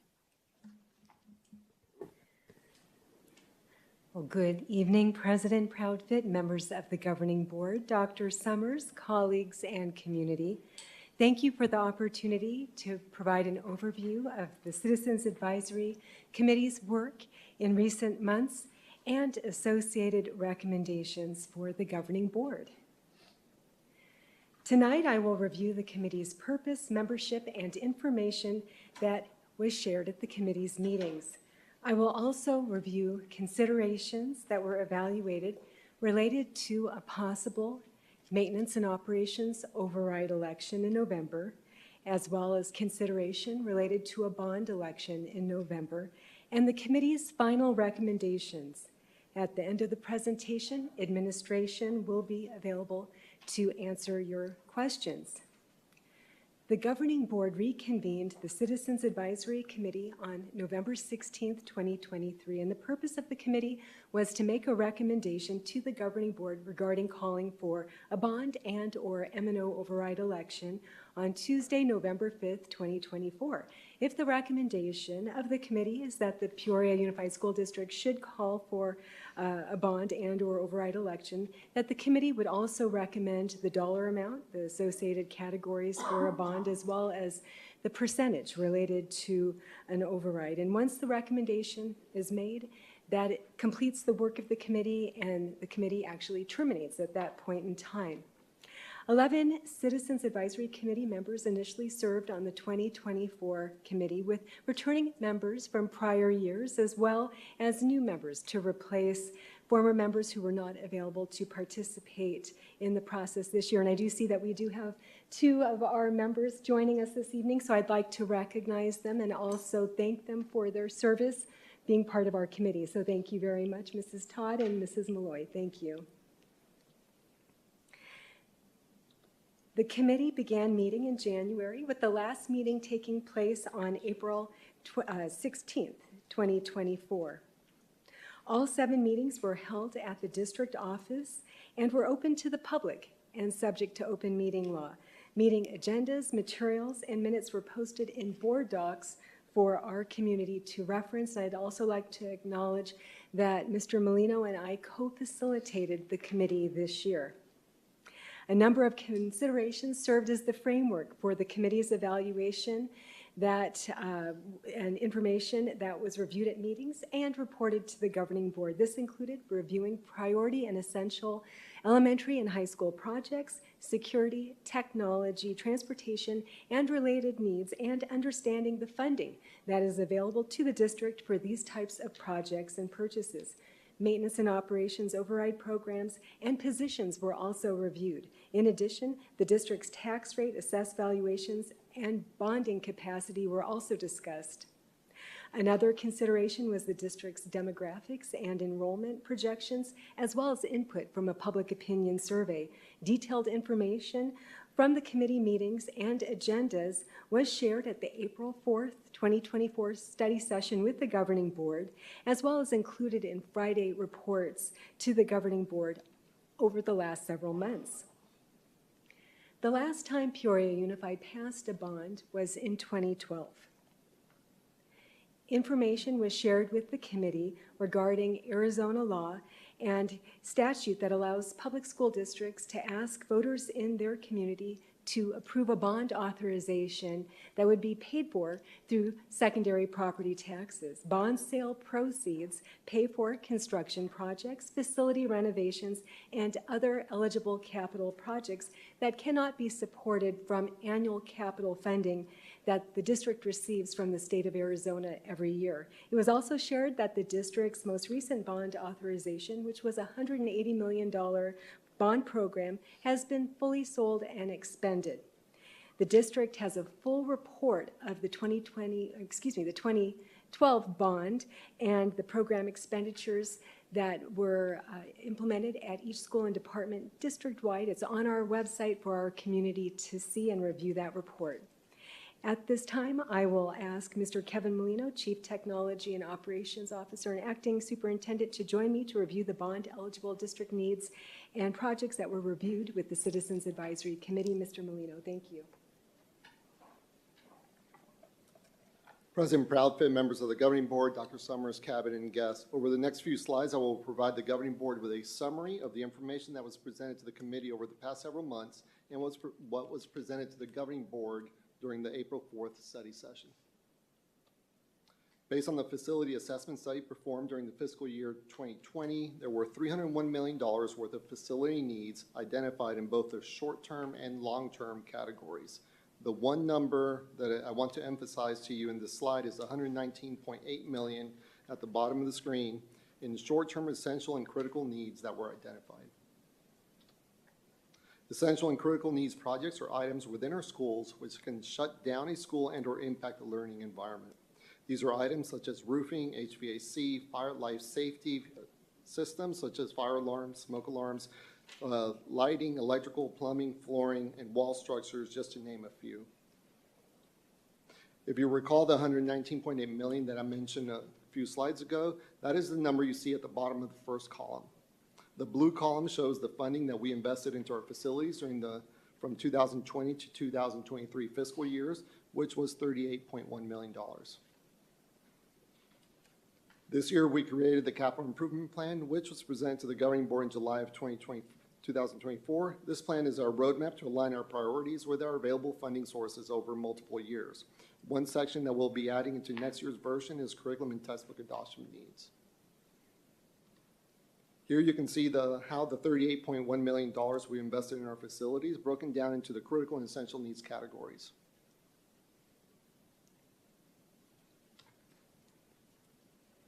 Now we'll be covering the project considerations that were presented to the committee. We presented over multiple meetings to the committee the capital needs and going over what are bond eligible projects. The construction of new elementary schools is an example of a bond-eligible project. The land for elementary schools is typically donated to the district through developer assistance agreements. We currently have 3 parcels, the Meadows, Rancho Cabrillo, and Mystic. The cost to build a full comprehensive elementary school is approximately $30 million, and this does not include furniture or equipment. The construction of a new high school is also bond-eligible, and to acquire the land for a high school site. The typical funding sources are purchased through the district or via state funding sources. With the increased construction in the northern part of the district, the cost of land has increased over the past several years, and the cost to build a full comprehensive high school is approximately $125 million. And once again, this does not include furniture or equipment. You can see on this slide all the needs that were presented to the committee in categories such as buses, critical and essential needs projects, and safety and security related projects totaling $215 million, along with new construction and a land purchase. We also conducted and presented a new demographic and enrollment projection study performed by Applied Economics. The main thing to know is that we are in a declining enrollment phase in our history.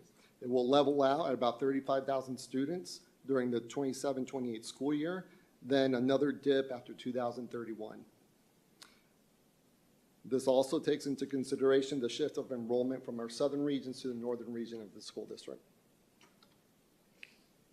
Each area of the district has its own challenges and will continue to experience housing and population growth in some areas, which will be offset by alternative providers, a lower birth rate, and an aging population. Thank you, and at this time, I will hand it back to Ms. Myers.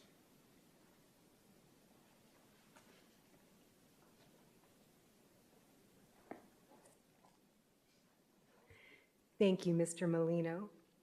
Maintenance and operations expenditures are where most of the day-to-day expenditures take place for the district. This includes salaries and benefits, supplies, utilities, transportation, and other operational expenditures that are not of a capital nature.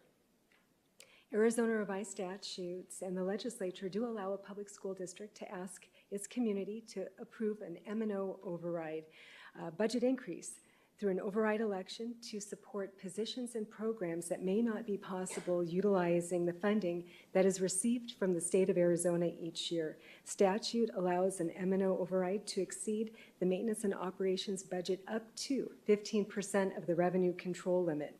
The Peoria Unified School District currently has a 13% override, which is supported through secondary property taxes in the district. This 13% override was first approved by the district's voters in 2015. Once approved, an M&O override is authorized for up to 7 years, and if the school district wants to extend the override beyond the original terms, it needs to be continued by the voters. If not reapproved, the override begins to phase out 1/3 in years 6 and 2/3 in year 7, and the override is fully eliminated in year 8. The Peoria Unified School District community most recently continued the 13% override in November of 2020. The current 13% override funds assistant principals, nurses, and healthcare providers at all of our schools throughout the district. It supports athletics and extracurricular activities, PE, band, and choir, as well as gifted and reading programs. Throughout the district, the funding also assists the district in maintaining its class size and providing compensation to attract and retain quality teachers and staff. And it also provides funding for all-day kindergarten in the district. The state provides funding for a half day, and so our override allows us to provide a full day of kindergarten at no cost to the community. And in fiscal year 2023, the M&O override provided $31.9 million of additional funding for positions and programs. And you'll note on this slide, there are the projections for where fiscal year 2024 will land, as well as we shared information if this particular year there had been a 14% or a 15% override in place. A 14% override for Peoria Unified would provide approximately $2.4 million of additional funding, and a 15% override would provide an additional $4.8 million. That could be used for staff compensation, safety, and security and related priorities, as an example. It was also noted that all of the surrounding unified districts surrounding and competing with Peoria Unified for teachers and staff have a 15% override, which provides additional funding for those districts' positions and programs.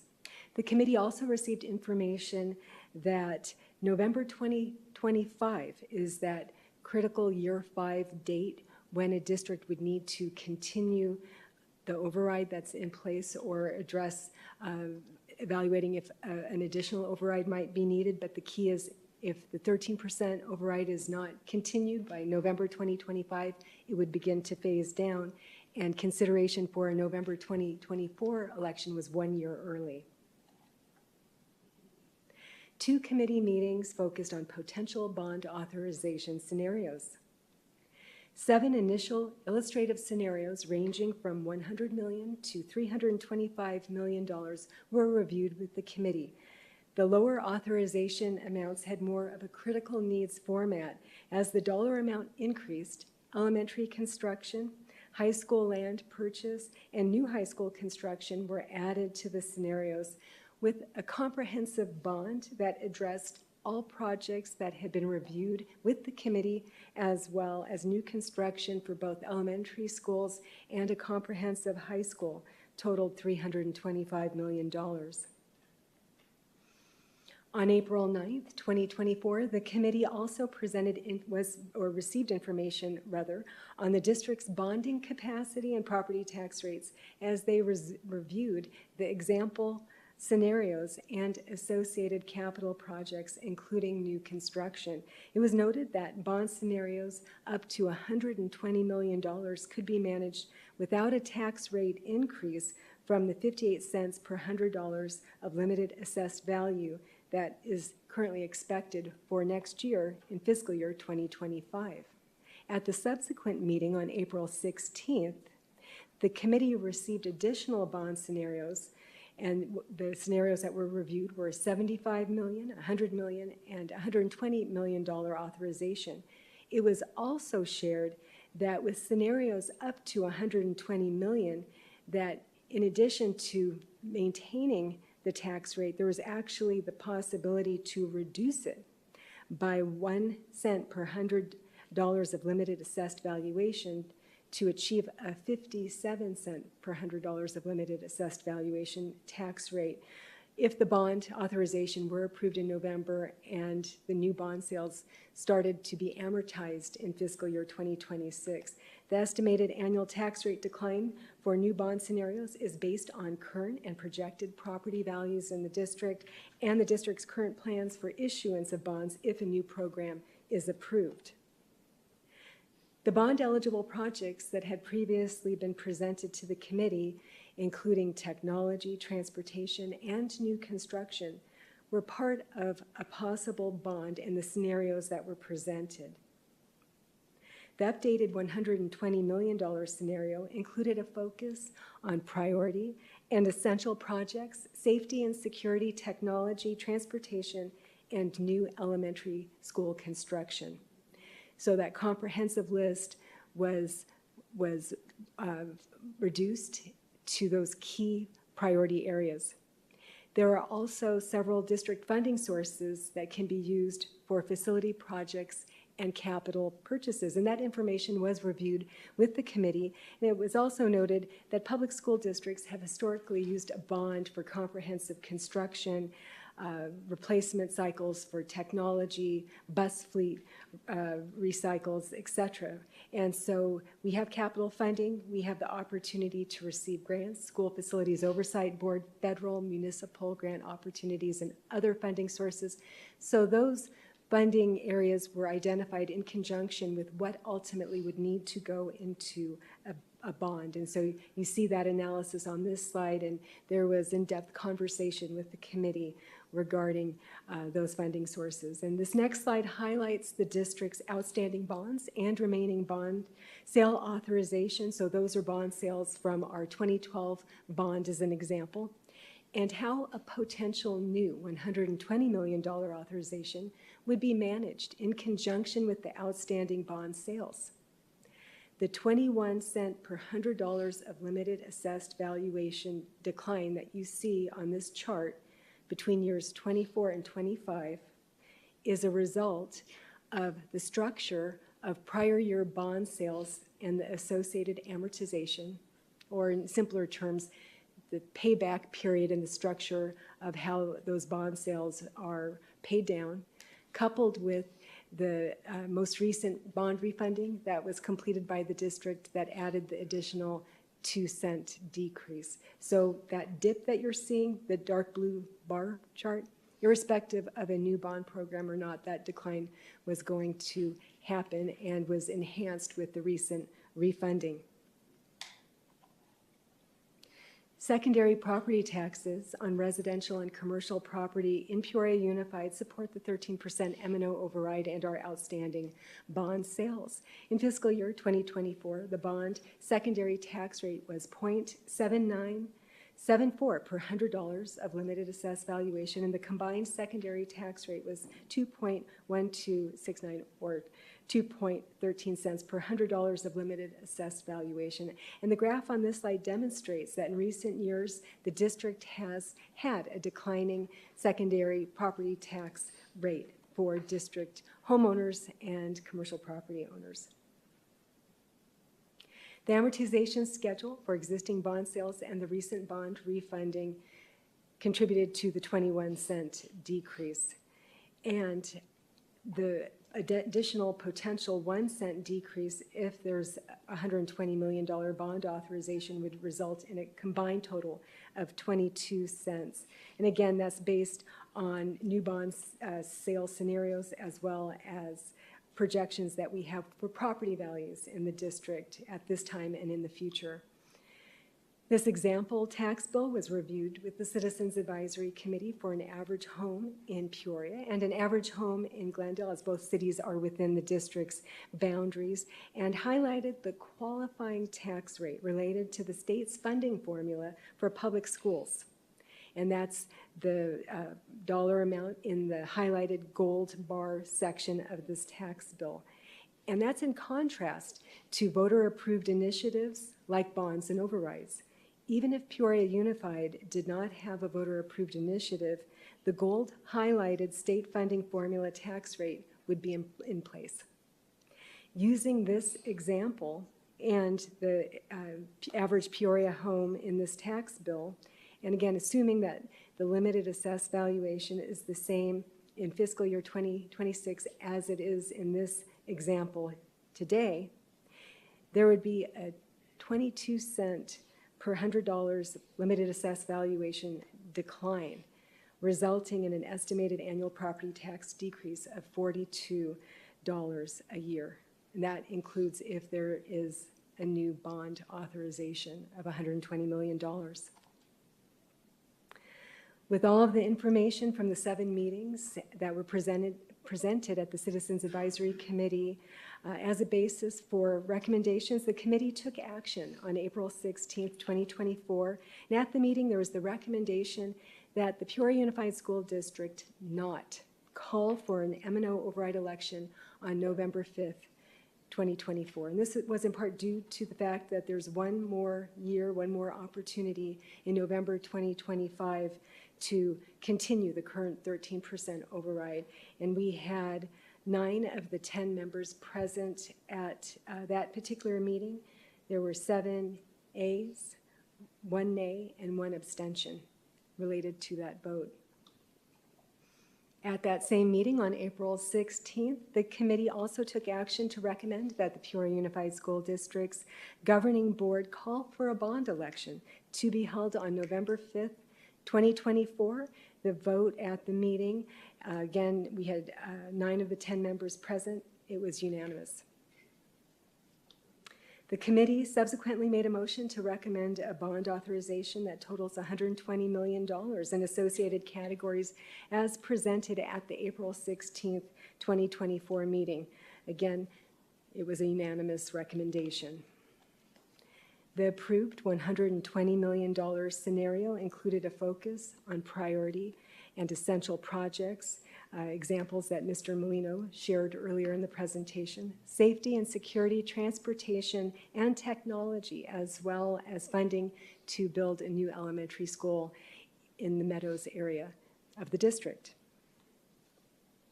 This recommendation, if accepted by the governing board, becomes the basis for a resolution formally calling for the election and the development of a voter information pamphlet summarizing the types of projects and dollar amounts associated with the $120 million bond authorization, as well as associated tax rate information.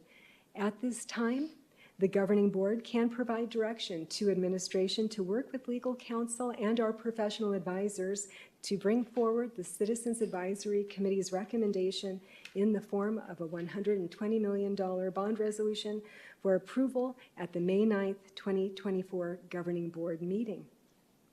This concludes the presentation. Mr. Molino and I are available to answer your questions. In addition, we are joined this evening by Ms. Randy Stein, Managing Director with Stiefel Public Finance. She has joined us and is also available to answer questions. Thank you for joining us, Mrs. Stein. Thank you. Thank you so much again to the Bond Advisory Committee and to you, Ms. Myers, for your presentation. We have had many presentations on this and excited to see the culmination of your work. Board members, is there any questions? Ms. Ewing? I don't have any questions. I think any questions I had was answered prior to this. I just want to say thank you to the committee for all the work that they've done. Thank you to you and Mr. Molino and all of our individuals that have taken part in this process. So thank you. Mr. Sandoval? Yeah, agreed. I mean, thank you, everybody. I know it's a lot of work, and but what I do appreciate is the process that you go through to come up with these solutions to ensure that we continue to do great work from a facilities perspective on behalf of all the human lives that we serve, meaning all of our students and their families. So thank you for that. There's no doubt, I mean, our ADM is beginning to shift a little bit as far as, the growth in the northern sector of this district. So the need for that grade school, elementary school is certainly critical. Yeah, I've always been a supporter of the bond and Peoria Unified as we continue to grow and adapt. And correct me if I'm wrong, I mean, it's also opportunity for our community to be engaged and invest in our youth, but without an increase in taxes. Is that right? Or Thank level you. out? President Proudfit, Mr. Sandoval, and members of the governing board, the correct conclusion is there would not be a tax rate increase, and there's the potential for a 1 cent decrease. Of course, every homeowner has a different assessed valuation. If someone's assessed valuation stayed static, that is correct. Yeah. Thank you for that. And again, thank you for all the great work. Appreciate it. Dr. Sorensen? No questions. Thank you. Mrs. Rooks? Well, I just wanted to definitely say thank you to the bond committee and all of the work that they did go through. And I know Teddy Todd called me after every meeting, filling me in on everything that was discussed and the concerns brought forward. And, I really appreciate all the work that you guys did on that committee. I think for me, it's really hard in this decision making when there's a lot of letdown lately, and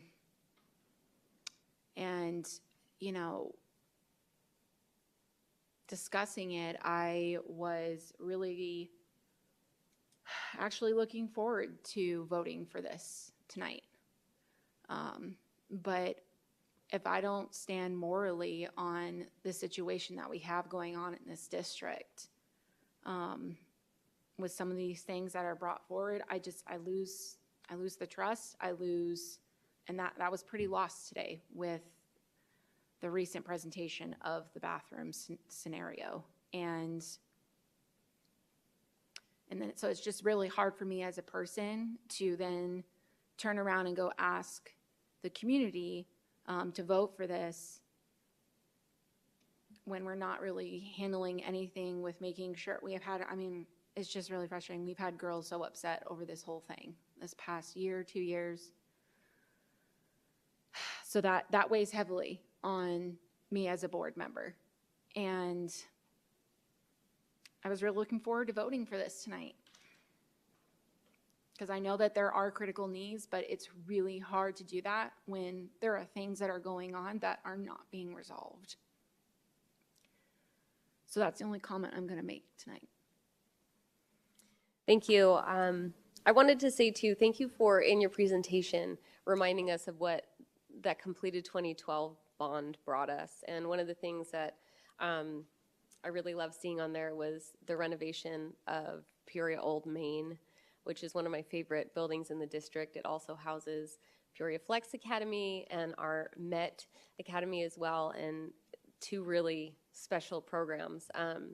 I don't think that there's any area of our district that would not be benefited from a bond. I know up in the north, having more schools, having lesser numbers in classrooms, giving teachers a chance to be able to do the work that they do best. And this gives, I think, our citizens an opportunity to invest in what I feel like really is the heart of any community, which is the families, the children's, and the future of Peoria. So again, thank you for your presentation.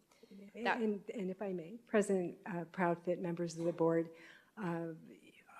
Peoria High School campus did benefit from our 2012 bond, but it was actually a bond prior to 2012 that was responsible for the wonderful work preserving the beautiful building that we affectionately call Old Main.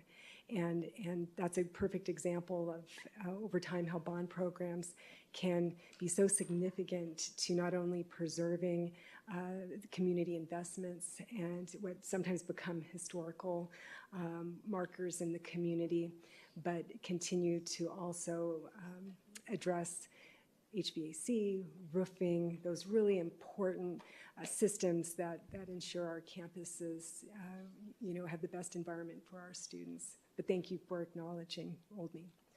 Thank you. That being said, I motion to direct administration to bring forward a resolution on the May 9th, 2024 for governing board approval to call for a $120 million bond election on November 5th, 2024, based on the Citizens Advisory Committee's recommendations. I'll second that.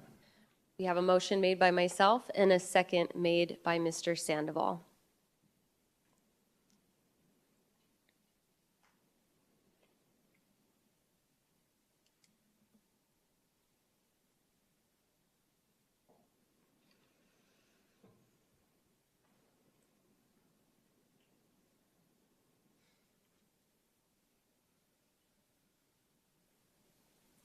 The motion carries with 4 yeas and 1 abstaining. Thank you. Moving on to 8.4, fiscal year 2025 budget development and compensation recommendations. Turning the time back to you, Ms. Myers. Yes, well, thank you and good evening again. President Proudfit, members of the governing board, Dr. Summers, cabinet and community, thank you for the opportunity to provide additional information and recommendations related to the fiscal year 2025 expenditure budget, staff compensation, and the certified placement schedule, associated recommendations for next year. And tonight's presentation is a continuation of information that was provided at the last board meeting.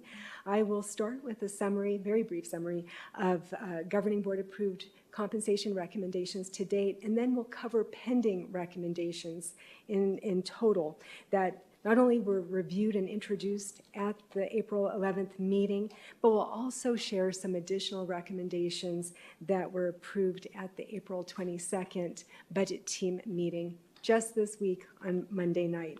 And we're bringing those as well back to the governing board for consideration and possible approval.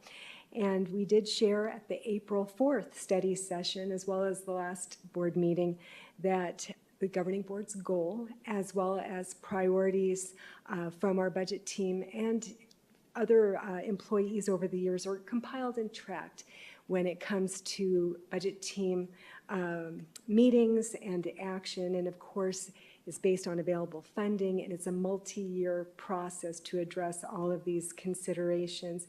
And really, compensation, recruiting and retention of qualified teachers and staff, resource management and budget development, that's the board's goal and direction to administration. And as a result, this year there were in-depth conversations, in particular in the areas of retention and recruiting quality staff, but also compression and honoring our long-term employees, and the balancing of placement schedule increases and compression issues that may exist within the district. And so administration has shared that over the years, based in part on new funding that's become available from the state of Arizona. Progress has been made related to compensation increases in select years. We've also highlighted priorities related to compression, and raises were actually based on years of service. And then in the last 2 years, we've also been increasing our classroom site fund percentage. That's the percentage of an eligible employee's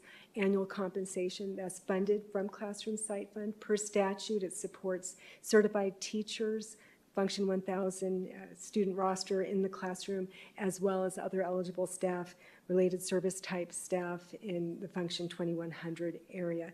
Our very important instructional coaches do not qualify for classroom site fund. And so banded compression, we've shared this slide before, but it's the starting point and a point of reference to tie back to an additional recommendation we're bringing forward tonight. In the spring of last year, for the current year we're in, the recommendation was made, let's address banded compression. We had shared some data, and we saw that years 4 through 20 were a priority focus, using classroom site fund to have a monetary add-on after the percent increase from classroom site fund for that year. And that action has become a conversation point for some of our employees who were not eligible. And of course, at the last board meeting and the study session, I talked a little bit about funding projections for fiscal year 2025. And at the last budget team meeting and our board meeting, we've shared that last year was a very different story. We were planning on $9.4 million that included new funding, as well as some remaining funds from the prior year that had not been prioritized, and then some additional funding that came in at the end of the legislative session. And that was our starting point for compensation priorities. And then, of course, this year's very different. We've had a decline of over 1,000 students in the current fiscal year. We're projecting $2.2 million for fiscal year 2025. And as we've shared before, district enrollment is part of the funding formula for school districts, and a decrease in enrollment reduces the district's funding. And so as part of the budget development process, several compensation related recommendations have been brought forward to date and have actually been approved. And I'll just summarize these just for your reference, because it was over 2 or 3 meetings that we asked for your action. Of course, there was the previously approved $500 retention stipend for employees who returned to the district and signed their contract on time, and who will be with us when the stipend's paid. There was the benefit renewal, and the fact that the district did use our net position with Valley Schools to cover the $1.1 million increase. None of that increase was passed on to our employees. And in addition, there have been some updates to placement schedules for newly hired employees. At the April 11th meeting, the governing board did receive information, as well as the recent study session, highlighting rather these pending recommendations on the slide. And I've shared that the budget team is a work group. We have over 40 employees representing various stakeholders, classified, certified, administrative staff throughout the district, and they provide input each year as we develop our budget in the areas of compensation and benefits in particular. The budget team met 8 times, I almost said 8 years, 8 times this year, and Mrs. Vesley and I co-facilitated the team, and we do have 2 of our budget team members in the audience. We have Trina and Devin, who were part of the process this year, and so we thank them for their time as well, serving on the budget team. At the most recent budget team meeting on Monday, there was lengthy discussion about the $52,000 certified placement schedule and the increase that was presented at the April 11th governing board meeting. In addition, additional compensation options were discussed, including an opportunity for additional banded compression increases if the placement schedule recommendation was updated and was subsequently brought forward at an amount lower than $52,000, the amount that was originally presented, and what enhancements might be possible if the new placement schedule is lower, as well as were there any opportunities to enhance the retention stipend that was already approved back in February. And prior approved recommendations from the budget team also include board approval of a 2% increase to the base for all employee groups for eligible returning employees. And this increase was approved by the budget team on April 8th, 2024. We had 31 voting members in attendance at that meeting, and the recommendation passed unanimously. And administration tonight, in conjunction with the budget team's recommendations, bringing this forward for governing board consideration and approval. The estimated cost of a 2% raise from M&O is $3.6 million, and you'll see on this particular slide the information that was shared with the budget team as we looked at a 1% raise compared to a 2% in the cost, as well as the cost for all funding sources, including grants, compared to M&O as a standalone funding source. In addition, a 10% increase to the classroom site fund portion of eligible staff member salary was recommended for certified teachers, guidance counselors, and other related service eligible exempt staff. This also includes the certified coaches who are in function 2200 that we have treated as legacy employees and always give them the equivalent amount of the classroom site fund increase, but for that group of employees, we pay for it out of M&O. This change would result in an average increase of $609 a year to the employees who are already receiving classroom site fund, and the new estimated average would increase that portion of the employees' compensation to $6,697. That's the average district-wide, and the cost of the 10% increase is estimated to be $3.3 million, and the equivalent portion from M&O is approximately $75,000. The recommendation was reviewed on March 25th by the budget team with 86% of the voting members approving the recommendation. And at that same meeting, the continuation of the optional day, the optional teacher work day, was approved and modified to include select related service providers, including nurses and LPNs. And that too was approved with a majority vote and an estimated cost of $736,000 from Classroom Site Fund. At the April 25th governing board meeting tonight, we're going to bring forward additional recommendations that we're presenting for the first time for your consideration. And the first recommendation is related to the modification to the $52,000 recommendation that we brought forward on April 11th. Based on discussion and questions at the last governing board meeting, on April 22nd, the budget team reviewed options ranging from $49,000 to $52,000 for an adjustment to the certified placement schedule to support the district in being competitive when recruiting certified teachers and certified coaches. The placement schedule increase, as we shared before, would fully be from Classroom Site Fund. And again, this is for new hires, not existing staff. A discussion also took place during the review, noting that with the lower placement schedule amount, it would be possible to take the reduced cost from Classroom Site Fund and to evaluate an increase similar to what we had last year to the Classroom Site Fund portion of eligible staff after the 10%.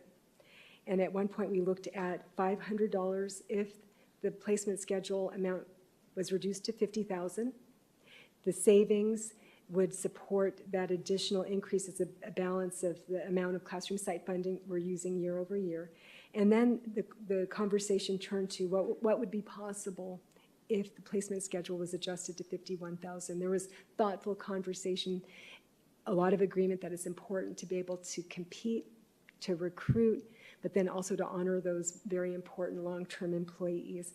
And so the budget team ultimately did approve the $51,000 certified placement schedule increase with 89% of the voting members present at the meeting.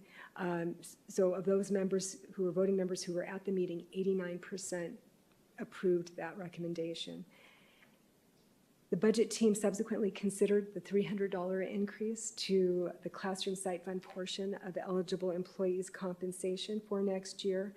And we've shared, it's always that two-side of the coin balancing act because we have our long-term, very important employees, but we also see our newer employee number is growing. and we have to be competitive and have succession planning as people transition.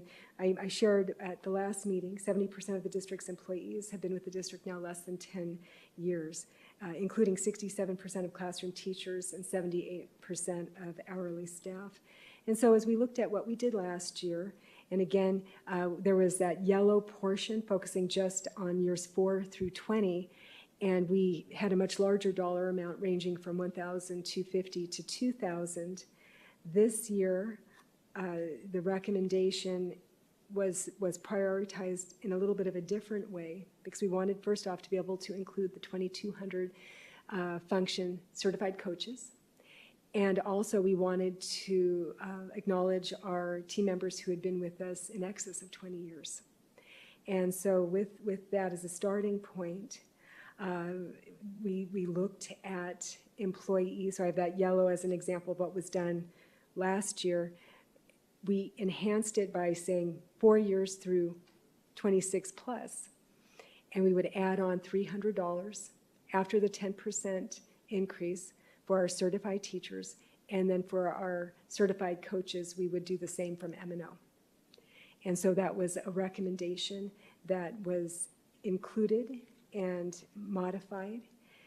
The cost to classroom site fund for this enhancement is calculated to be $484,000 from classroom site fund and $17,000 from M&O respectively.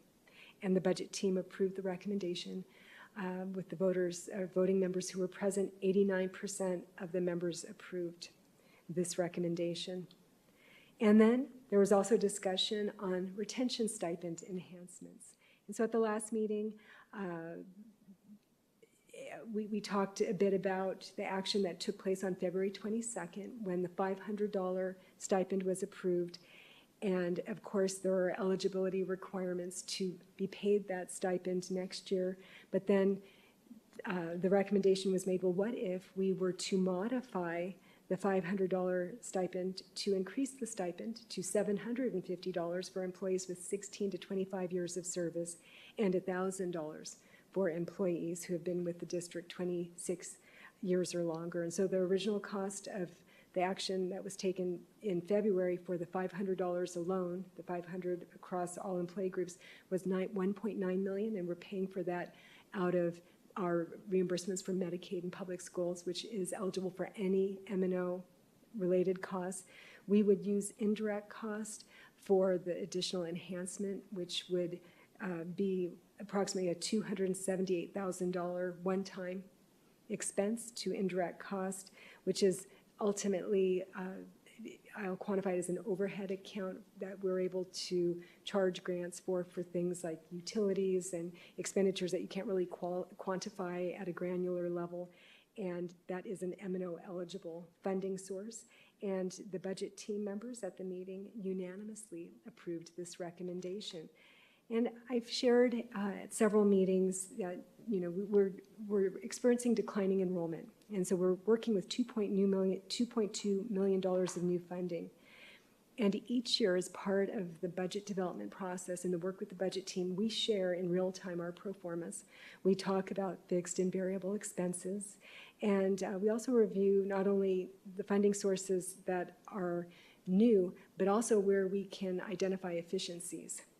And so you'll see on this working pro forma that we've taken a couple of steps to add an additional $500,000 related to what we're calculating will be attrition and contracted service modifications in fiscal year 2025. So it's a cost savings. And we're also at the end of a finance purchase for an energy water savings comprehensive capital lease that was put into place a number of years ago. And the way that's structured, we're able to do a transfer from M&O to this energy water savings fund, and we'll, instead of doing that M&O transfer, use another eligible funding source to allow that M&O portion to be added to the 2.2 to cover an ongoing raise of 2%. And so again, the $2.2 million has increased to approximately $4 million to cover these budget recommendations that we're making this evening. I also shared at the last meeting that we have 3 examples of teachers in the district. We have 2 high school teachers and 1 elementary school teacher, and I've updated this example to include the 2% raise, the 10% increase from Classroom Site Fund, as well as the $300 increase from Classroom Site Fund, the add-on. And with this example, you'll note to the right, the monetary increase, the average with these 3 team members is $2,157, which is an effective raise of 3.28%. So tonight, administration and the budget team recommend that the governing board approve the pending compensation recommendations that I highlighted through the presentation and that I've summarized on this slide for your review, and we ask you to take action on these recommendations. And this does conclude the presentation. At this time, Mrs. Vasily and I are both available to answer your questions. Thank you. Thank you so much. We have a few public comments tied to this item. The first public comment will be from Ms. Teddy Todd.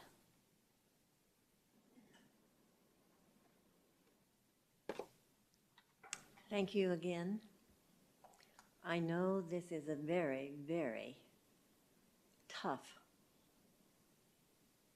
and took a lot of time, a lot of shuffling of numbers, and meeting all the directions that we have by law of how we set up the systems.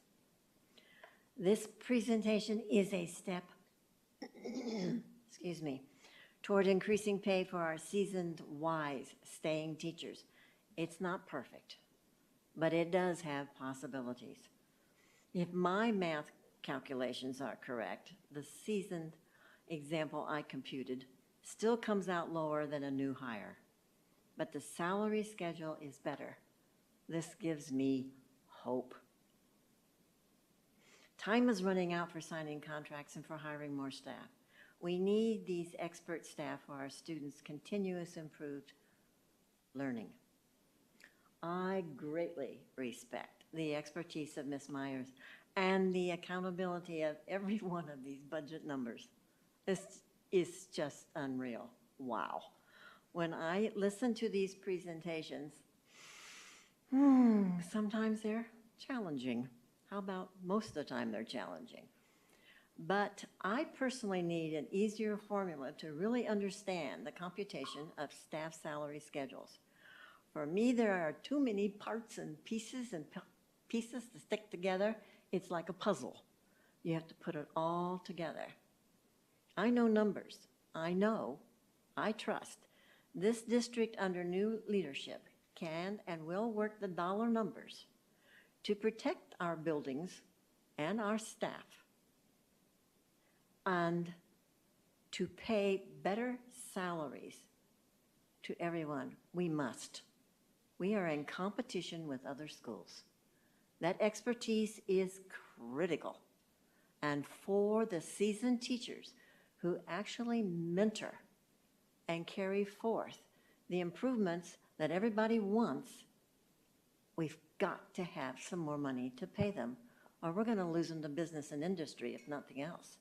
Teachers are well qualified for many, many jobs. We must have safe schools, higher proficiencies, and an expert, well-paid staff. These goals must be the backbone of our next strategic plan. I have faith that we can do these things: safe schools, higher proficiencies, and more pay for our staffs. Thank you. Thank you. Our next comment is from Trina Berg. Good evening again, President Proudfit, members of the board, Dr. Summers. My name is Trina Berg. I'm president of Peoria Education Association and a member of the budget committee. I think at this point I might be one of the longest running members of that committee. I'm asking you tonight to vote yes, and I would appreciate a unanimous vote. Is it perfect? No. We have very limited dollars coming in. We have to be competitive with our fellow districts. While we were sitting in budget, I was talking with presidents of other districts, and they were telling me that their beginning salary is going to 51. So we can't walk out of here without that because they're right next door. So we have to increase beginning salary. Have we done this before? Have I been through this? Am I the person who was here for 5 years and brand new teachers came in making the same? Yep, I sure was. There will be no seasoned teacher, no teacher who has been an employee in this district that will be making less than that dollar amount. So I've seen that kind of floating out there, that misconception. Everyone will be brought up to at least that amount. So no one will be making less than that. We have compression. We've always had compression. We've dealt with compression. We did a really good job with compression. Now we're bringing some compression back. But by reducing the beginning salary to 51 instead of 52 and increasing everyone from 4 years on up with an extra $300, we have a little bit less compression than we did 2 weeks ago. So we're better. We're a little bit better position. Going forward, every teacher that has been here for a while will get bigger raises to our base because we have a bigger base salary. Brand new teachers coming in are not going to have that bigger base salary to start with.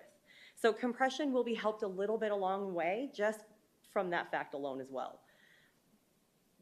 Plain and simple, there are things that would bring more money into this district. If we all called our legislative representatives and asked them to fund full-day kindergarten, we could take that money out of our current override and put it into salaries. We have the opportunity to go for a 15% override and match every other district around us, which will bring in a few million more dollars. So it'd be great if we can go forward with a 15% override at some point. Both of those things would bring in more money and allow us to work on these compression and salary issues. We have to have teachers willing to come and start in our district because the more open positions we have, the harder the rest of us that have been here have to work. We have subs. We have some students that come into high school and they haven't had an actual certified math teacher in 2 years or a certified science teacher in 2 years because we're filling with subs. We have to be able to match that beginning salary. It is never going to be a winning situation. This year was not the same as last year when we were talking about 7% more money and all the larger amounts. Budget is not nearly as fun when we have less money.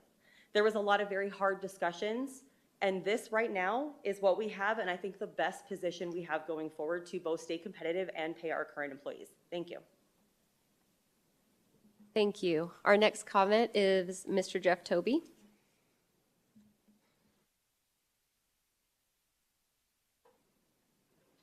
Good evening again, board. It's always a pleasure to hear voices in our community. Trina, thank you for your insight on this. I know you're very knowledgeable about the numbers.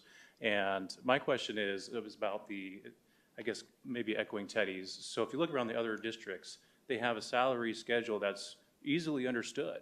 And I think that might be part of where some of the confusion is coming in is you have teachers not knowing always how to properly calculate, gee, what am I going to be making in 2 years, 3 years, 4 years? And so that career trajectory, that career planning is a little bit more difficult. If you look at Glendale Union's breakdown, you can see if I'm a master's with MA 30, whatever they call it, it has steps 1 through 9. And it's very, very logical, one-page document that teachers can clearly see, okay, yes, the new hire is making more than what I did coming in, but I'm still making more.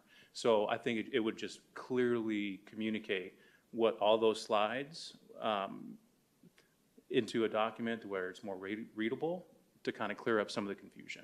So it just seemed like there's a lot going on, a lot of moving numbers, and I understand that. I've been a union rep for 2 different unions. I've been part of contract negotiations. There's a lot that goes involved into it. But the key thing is simplicity for the community, for the membership, and overall well-being of our employees. So I just ask you to consider that. Thank you. Thank you. Our final comment on this line item is from Tiffany Benson.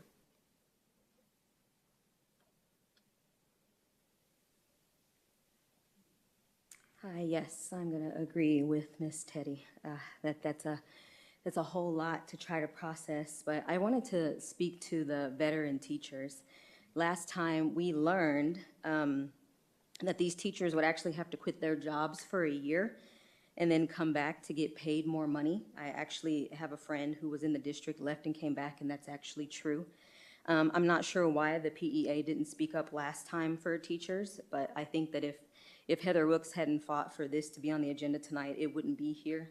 So for the veteran teachers, I just want to say at this point, I think you know where you stand. It's kind of an afterthought that you get a raise. So if you're not content with where you are, don't feel like you need to stick around. You're a licensed professional. You have skills and experiences that would do well outside of PUSD. As well, you see families and children leaving. Maybe contact those families, find out where they're going, apply there. Really, and if you wanted to go out on your own, you could. All you have to do is figure out your benefits and retirement, and then you're free, to go where you feel like you need to go. I did want to address Dr. Summers. When you take over your position, I think instead of having this process where we're forcing veteran teachers to choose between a job they love and then making more money, I think you should consider overturning your administration. Why not bring in new leaders with a salary that's a little more humble and in proportion to those who work the hardest to educate the students? You have at least one admin who's been in PUSD since the late 80s, working their way up to a six-figure salary. So I think to my right, there's probably a couple of $1 million that you could tap into, and I think one administrator is probably worth about 4 good teachers.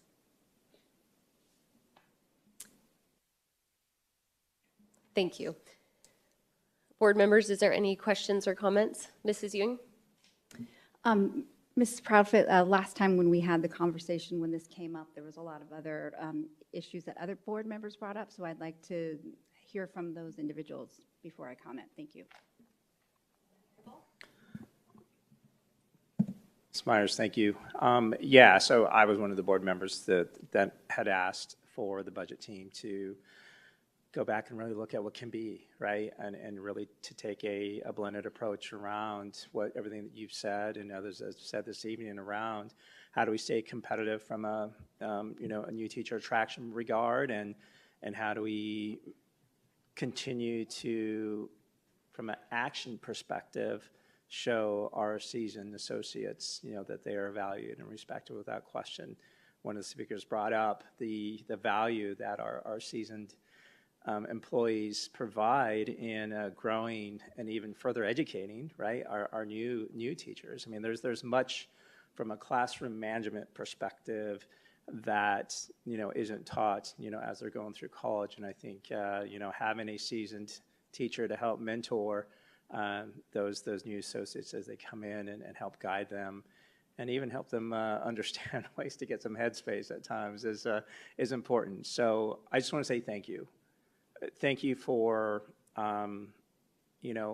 taking, what the board had asked at our last meeting and being intentional about those areas that I just mentioned. Again, attraction and retention, and just making sure that all of our associates understand that when they're hired here in Peoria Unified, it is about the relationship, and, they will actually absolutely be cared for and known in this district. So thank you for that. Yes, I was also one of the people that that was challenging the last recommendation. I think a word we're hearing a lot is balance, right? We have to balance. I don't think there's anyone in this room who, if given the chance, would not wave the magic wand and pay teachers as much as we think they're worth for the valuable work that they do. But in a district where we have limited resources, there are so many moving parts and pieces, and that goes into the creative problem solving of how to maximize the salaries for these teachers. I appreciate what Ms. Todd said. It's not an end goal. I think we're always looking to be more competitive, to use collaborative solutions, and to increase that salary. I just appreciate that you were able to take the board directives back, and it seems like the budget committee reached a much higher consensus on this recommendation than the last recommendation, which I really appreciate as a board member when there's a higher consensus with the committee that is participating in these recommendations. So thank you for taking the time to do that, and I also understand time is really of the essence. We took that 2-week break, which was not ideal, and so I understand that this is very expedient. We need to get this done tonight. So thank you. Dr. Sorensen? No, I supported the work of the committee last time, and I'll support it again tonight. Mrs. Rooks? So this, I guess what I'll speak to is the misconception, because Ms. Myers, like, we've all had teachers emailing us, veteran teachers, that were frustrated seeing the pay scale, and in their numbers and what they were saying that there were new hires that were going to be coming in making more money than them. We had a teacher come and speak about it at the last board meeting, and she broke down the actual numbers of what she was going to be making and what was going to be a new hire making more than her. So that was just frustrating. It's when we're hearing that as board members, I don't see it as misconception. I see it as our teachers are concerned with the decisions that are being made. Thank you, President Proudfit. Mrs. Rooks, I'm going to ask Mrs. Vesely to share with our placement schedule and how when we bring someone in, there might be years of service, someone might not be right out of school. But what Trina mentioned is true, that anyone who is below that new threshold of 51,000 will be brought up. That has been our practice every time we've had a salary schedule adjustment. But Mrs. Vesely, would you please speak to when someone comes in with the placement schedule? Thank you. Yes, thank you, President Profit, members of the board. We had a lengthy discussion with the budget team last week that not all the time do our new hires come in as a brand new hire fresh out of college. And we really discussed the definition of veteran teacher. What is a veteran teacher?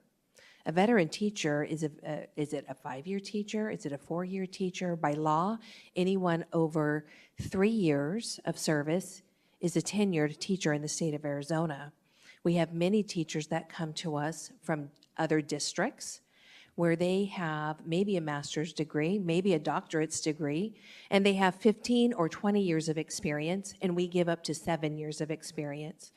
And so we do have teachers coming here from other districts because they want to be in Peoria. So when we talk about a new hire that might be coming in at a higher salary, that's going to be because they have years of experience and they're considered a veteran teacher as well, but they are probationary and a new teacher in Peoria. When we look at that base salary, again, when you look at the full salary, you have your base salary, then you have funds 11, 13, and 21 to make a full salary.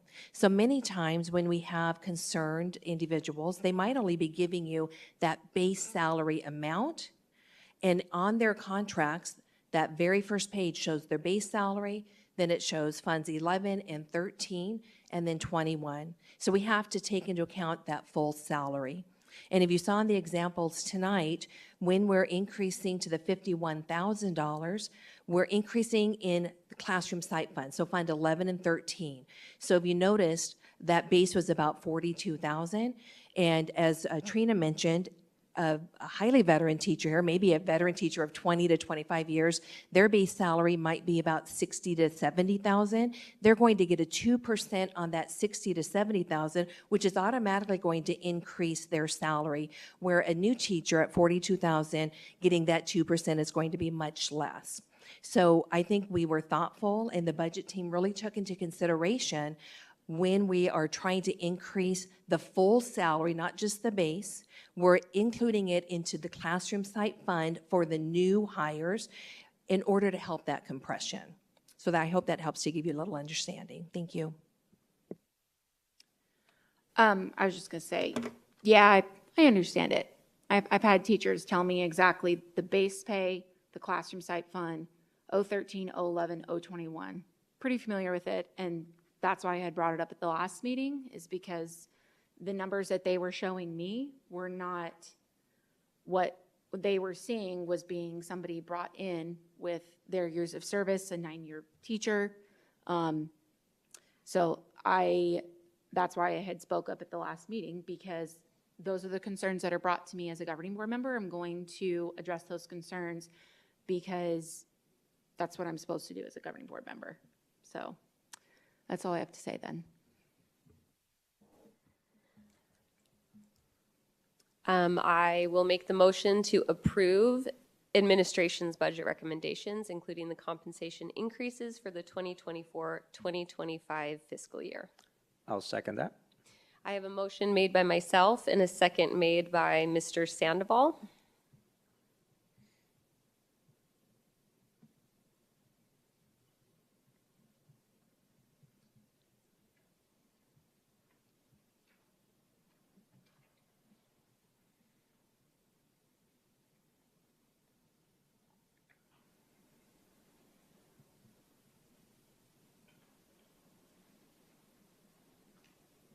Motion passes with 5 yeas.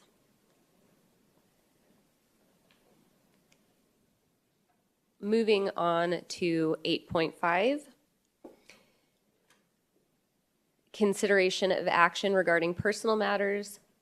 Accept, reject, or modify dismissal of Peoria Unified District employees, Mr. Patrick Batillo, pursuant to ARS 15-550. We have one public comment tied to this item. Ms. Tiffany Benson.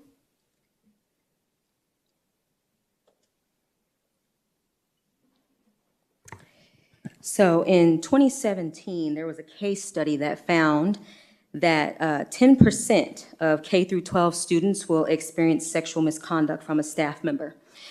We know that that number is higher now, and that PUSD has actually contributed to victimizing students this way. I actually just found out that there was a coach or teacher, whatever this position is, it's a coach, but the person educates as well, that was in the same position before Batillo, and they're now on trial for sex crimes against PUSD students. So I just want to make sure that parents are paying attention. We have a dangerous pattern of predators in this district. It would be great if the administration came forward with a plan on resolving issues that really matter. I think I have yet to see like a legitimate student safety presentation. We need a student safety director. That could also be another position if you wanted to look into that. I think that would be much value to the community. I also just want to say that just because someone can pass a background check doesn't mean that they haven't committed a crime. So whatever the district is doing or not doing about this issue, it's not working. I do think that calling on Dr. Summers again when you get in this role, make it a priority to look into how your administration is hiring people in the district. I understand we got a lot of needs and we want to bring in employees, but whatever we're doing, it's making the students unsafe. That's something that needs to be looked into. And I think that this district needs to send a message. However that message gets sent, I mean, I think that's up to you PhDs to figure it out, but we need to send a message that pedophiles are not welcome in Peoria Unified School District. Thank you. Is there any board comments? Mrs. Ewing? I don't know if this would be outside the line item, so I'll look to you. But I know we asked at the previous board meeting to have study session on student safety, so forth. Is there any way for us to, on this light item, talk about the continuous improvement, of all of our safety standards that we're doing as a result of what's well, just in general what we're doing, or would that be considered outside of the line item? So, President Proudfit, Mrs. Ewing, that would be outside of the scope of this line item. okay, thank you. Mr. Sandoval? Yeah, I was the one that brought forth that study session in our last meeting, and I know that legally there's, we're bound to go through certain layers of background checks, et cetera. But as we look at that study session and look at Peoria Unified and data and research and even morality for Mr. that. Sandoval, excuse me, point of order. This particular item is only relating to a specific individual, and so I would respectfully request that we have those conversations at another date. Thank you. Of course. Yeah, no, thank you for that. Dr. Sorensen? No questions. Mrs. Ricks? I just want to apologize again to the families that this individual committed to their children. And I want to say thank you to the principal for reporting this individual to the police. She did a great job in doing that. I motion to confirm the dismissal of Peoria Unified School District employee, Mr. Patrick Batillo, effective April 12th, 2024, pursuant to ARS 15-550. I'll second that. We have a motion made by myself and a second made by Mr. Sandoval.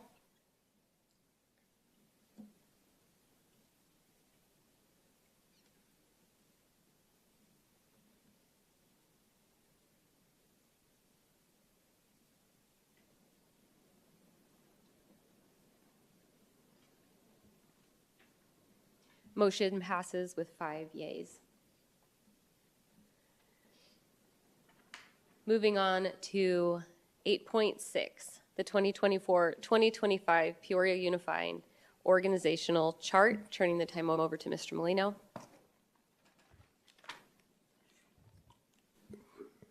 President Proudfoot, members of the governing board, Dr. Summers, cabinet, and guests, administration is bringing forward an updated version of the organizational chart. We know that the board just approved next year's org chart 2 months ago, but with the resignation of the district safety and security coordinator position, we are recommending reclassifying this position to a director. The original funding source for the coordinator position was through the ESSER 3 grant, which is ending this fiscal year. We'll be funding the position with a combination of indirect costs and M&O without an increase to the M&O budget. The M&O portion will be funded by a reorganization within the operations department, making this a budget-neutral reclassification. Reclassifying the position will allow us to attract candidates and grow the department. At this time, administration stands for questions. Mrs. Young, do you have any questions? I don't have any question. I just appreciate that it's, there's no additional cost. Mr. Sandoval? No questions. Thank you. Dr. Sorensen? No, ma'am. Mrs. Rooks?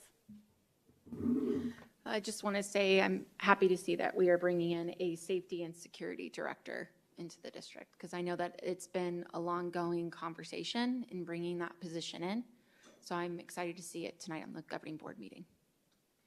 Yes, and I am also excited that it's not tied to ESSER funding and that we have a neutral way to put it under M&O, so that is great. I motion to approve the 2024-2025 organizational chart as presented. I will second. Motion made by myself and a second made by Mrs. Rooks.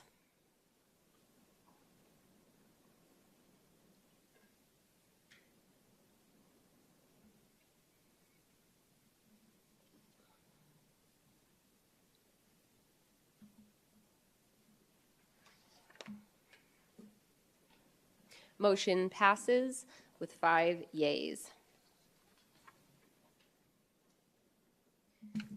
Moving on to Section 9, public comment.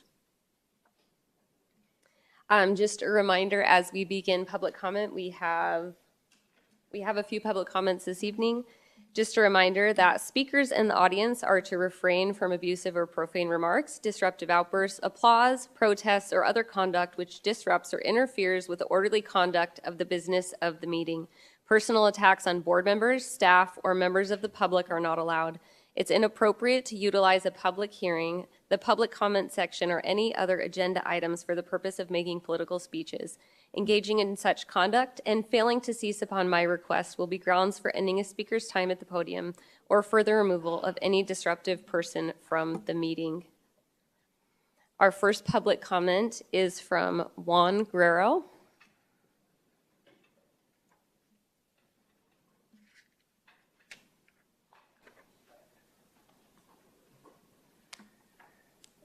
Hello, my name is Juan Guerrero, and I am a junior in Peoria High School. I am the oldest brother of Diego Guerrero, and I just want to say that when he came home from school with a black guy, it really hurted me, and to find out that things been going on with him for 6 years now, and that now we're like taking action of doing that, is like, it really hurts to like know that things were happening behind our backs, and to know that with that being said, he has to stay home from school, and I just think that with him staying home, it's affecting him like mentally because he's not getting that knowledge that he needs to learn, and that we're no help for him to be at home, because even though we're like kind of helping him like homeschooling, there's like not much we can do because we're not like professional teachers and we don't know that much knowledge and we're still learning.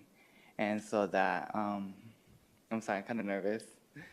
And so I just think that we should like give him the help that he needs, to give him that one-on-one and provide it, because he's autistic and he can't like say or like actually think or really understand a lot of things. So I just think that we should like address this now before it gets worse, because I really wanted him to like go to school and like have that student life or like that childhood with friends, but unfortunately we can't have that. Thank you. Thank you, Juan. Our next public comment is from Victoria Rojas.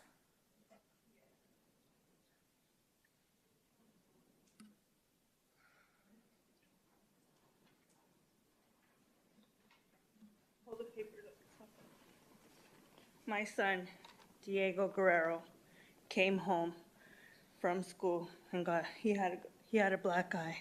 Ladies and gentlemen, last week I shared with you the story of my son, Diego, who has faced neglect and abuse in the education system. Unfortunately, since then, little changed, despite promises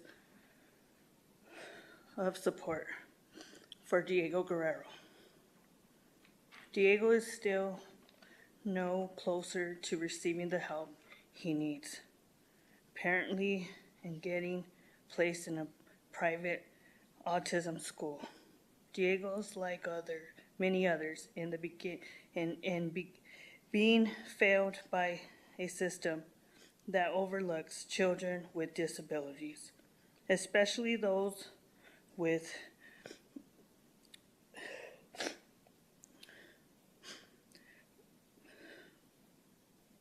my friend Cynthia has witnessed similar struggles with her son Carter, who's, unlike Diego, has found success in a stable placement. Our children deserve better than being shuffled around and overlooked. The current Arise program is failing to provide the necessary support and education, leaving our children behind. It's time for accountability and real change. We demand that the district takes responsibility for their failure and ensure that children like Diego receive the education they are entitled to under the IDEA. This means placing them in appropriate schools and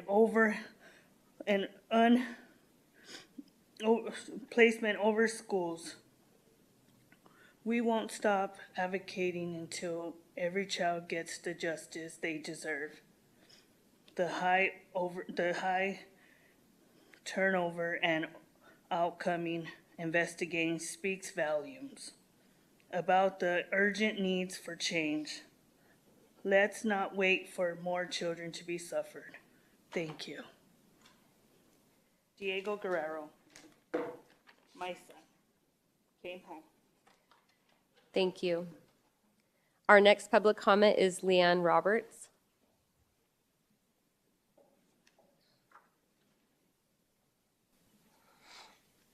Good evening, Dr. Summers, President Proudfit, board members, cabinet, and guests. I'm actually here tonight to speak regarding a question that has been posed at multiple board meetings over the last few months. And that question was, why does PUSD continue to see declining enrollment?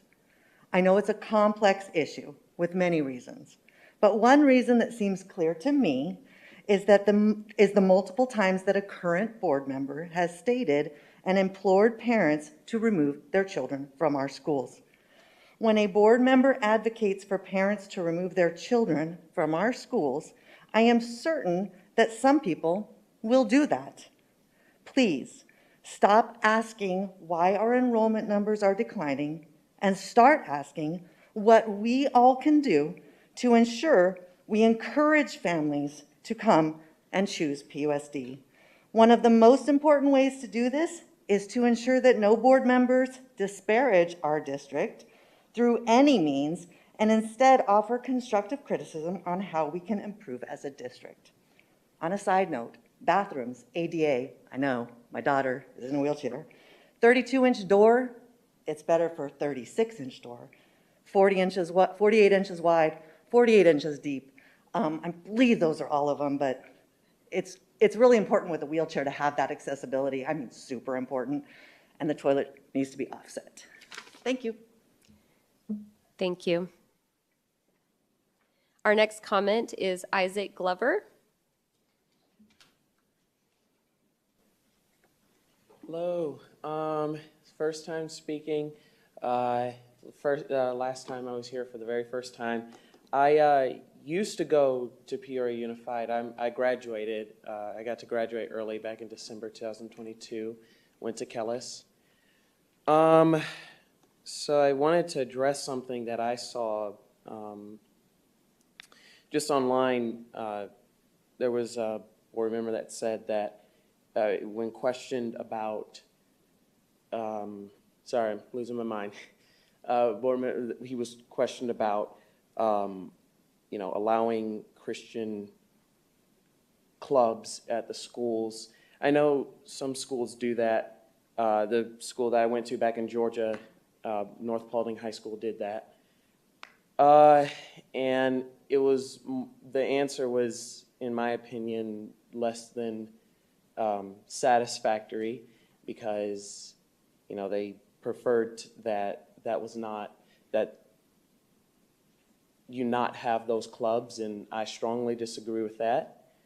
He was talking about people who might feel uncomfortable about having those clubs.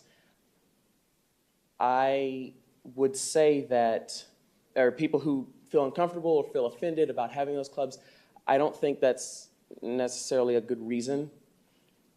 Being offended, simply being offended at something is not, just because you're offended at something doesn't necessarily mean that what you're offended by is objectionable. This nation has been Christian, I guess, or kind of moving away from that, but it's been at least nominally Christian since our founding. The founding fathers talked about that in the Declaration of Independence. And I feel that having Christian clubs, there shouldn't be anything wrong with that.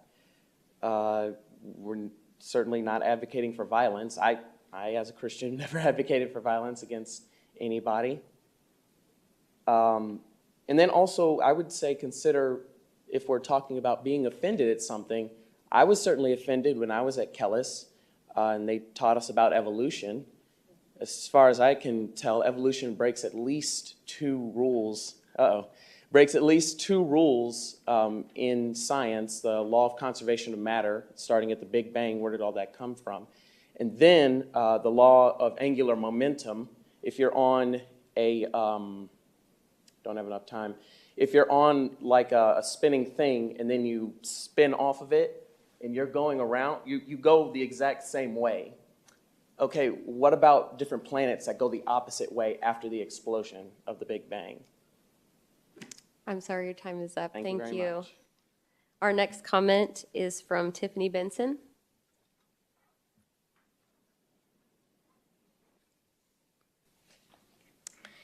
So I am a very big proponent of the First Amendment, and I'm actually an advocate for everyone to say what they feel like they need to say, even when people say dumb things on a podcast.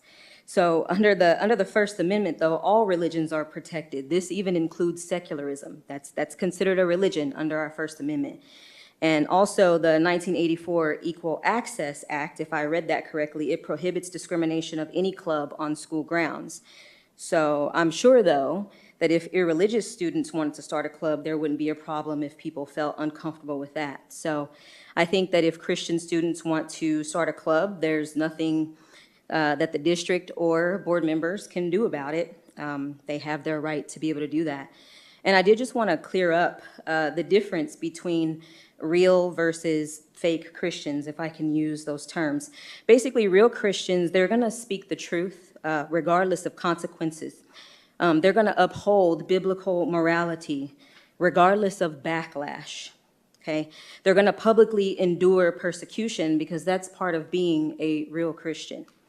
Fake Christians, though, are the ones who overwork to avoid offending people, who operate in false unity and false humility. Fake Christians are the ones that will smile in your face and misuse scripture while they're plotting against you. I consider myself to be a real Christian. I openly declare that Jesus is Lord. I call out immorality and corruption where I see it. I don't compromise my faith or my First Amendment rights, no matter what it costs. I won't be quiet, not going away. I think that if the truth is offensive, I say let the truth offend, especially if it causes you to seek after God in the aftermath of that. So I just want to say that if there is anybody on the board or in the administration who considers themselves to be a Christian, or even a Catholic for that matter, if you want boys and girls sharing private spaces on school grounds, if you want to hide information from parents, if you want to rip off the people of this district and not give a clear explanation of how teachers are going to be paid, et cetera, then you don't get to call yourself a Christian. I mean, you're not going to suffer any persecution for your beliefs with that. And so, but actually what Jesus called people who professed one thing but did another, he actually called them vipers and he called them hypocrites. That's God himself that said those words. Thank you. Our next comment is from Jeff Toby.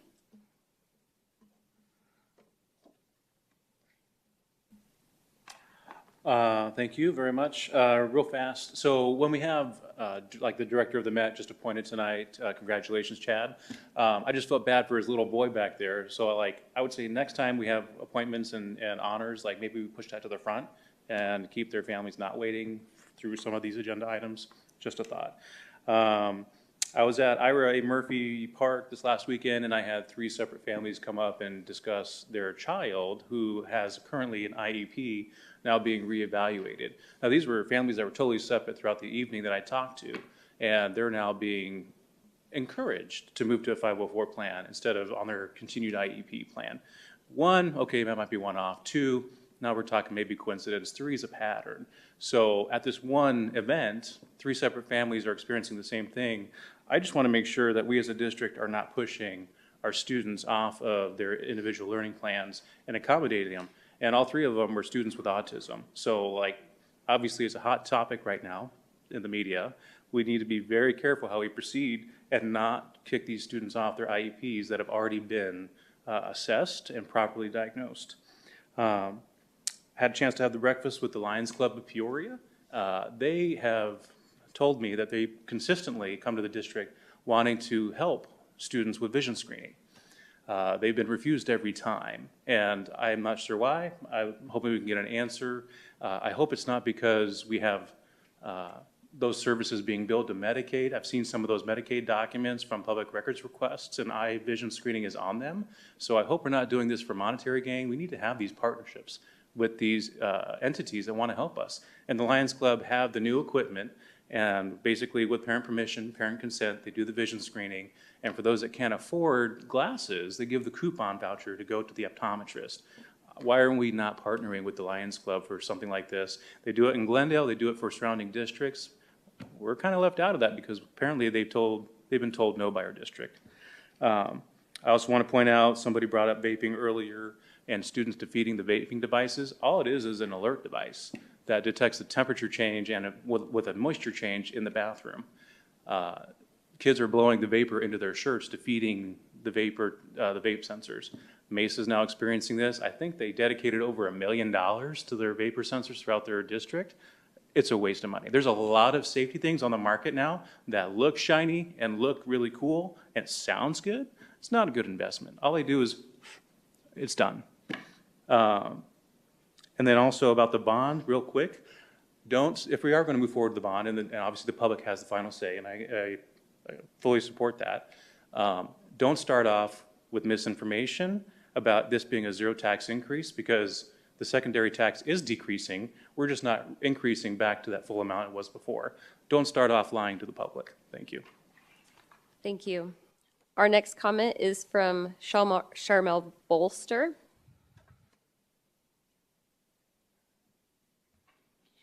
Good evening again, President Proudfit, Board, Dr. Summers, and Cabinet and guests. I have to agree with Mrs. Rooks that I am really let down and I feel a sense of frustration. I've been listening to these meetings for almost a year now, and what I keep hearing are the same problems being brought up by the public out here. I don't see a whole lot of movement from the board in solving those problems. And I think a lot of the things that happens is that you've got 4 major problems the way I see it.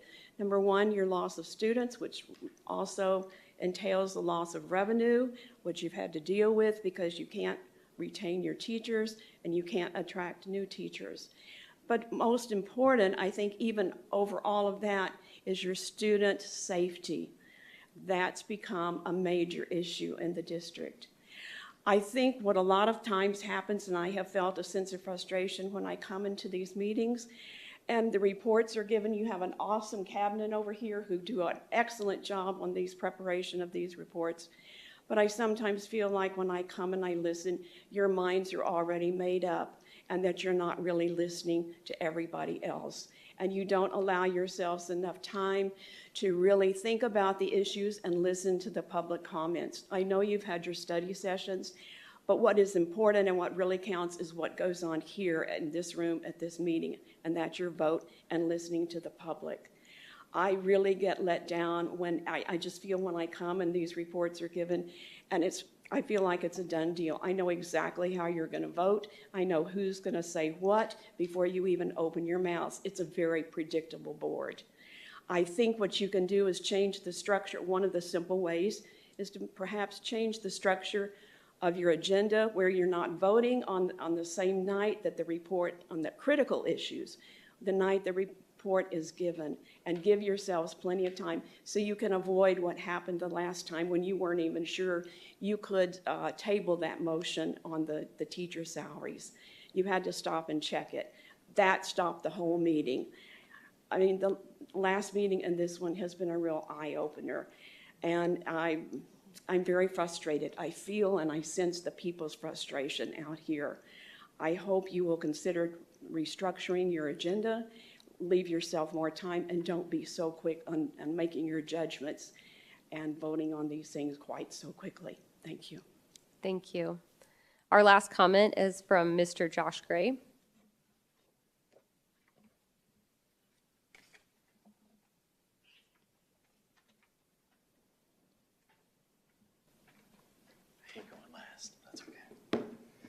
Good evening, President Proudfit, Dr. Summers, members of the board, cabinet, and guests. It's been a while since I've spoken at a board meeting, and I wouldn't say that I missed it, but I'm happy to be here. I chose not to speak at the last meeting because I really felt that there were others whose words needed to be heard, and it was a good time to listen. I do want to echo some of their sentiments tonight, though. We need to do better as a community, and that's for sure. And to that, I appreciate your comments at the last board meeting, Dr. Summers, and I really look forward to seeing how you meet this challenge.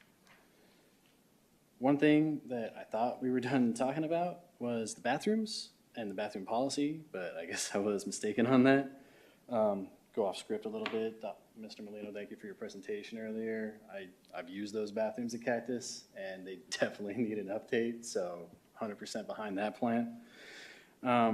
It was about a year ago when the district's attorney gave a really great presentation explaining the legal precedents in the matter regarding trans students using the bathrooms. If you weren't around to hear it, I highly recommend checking it out because it was very, very informative. The gist of it is the Ninth Circuit Court makes it clear that cisgender students do not have a constitutional right to bathrooms that exclude transgender students. It's that simple.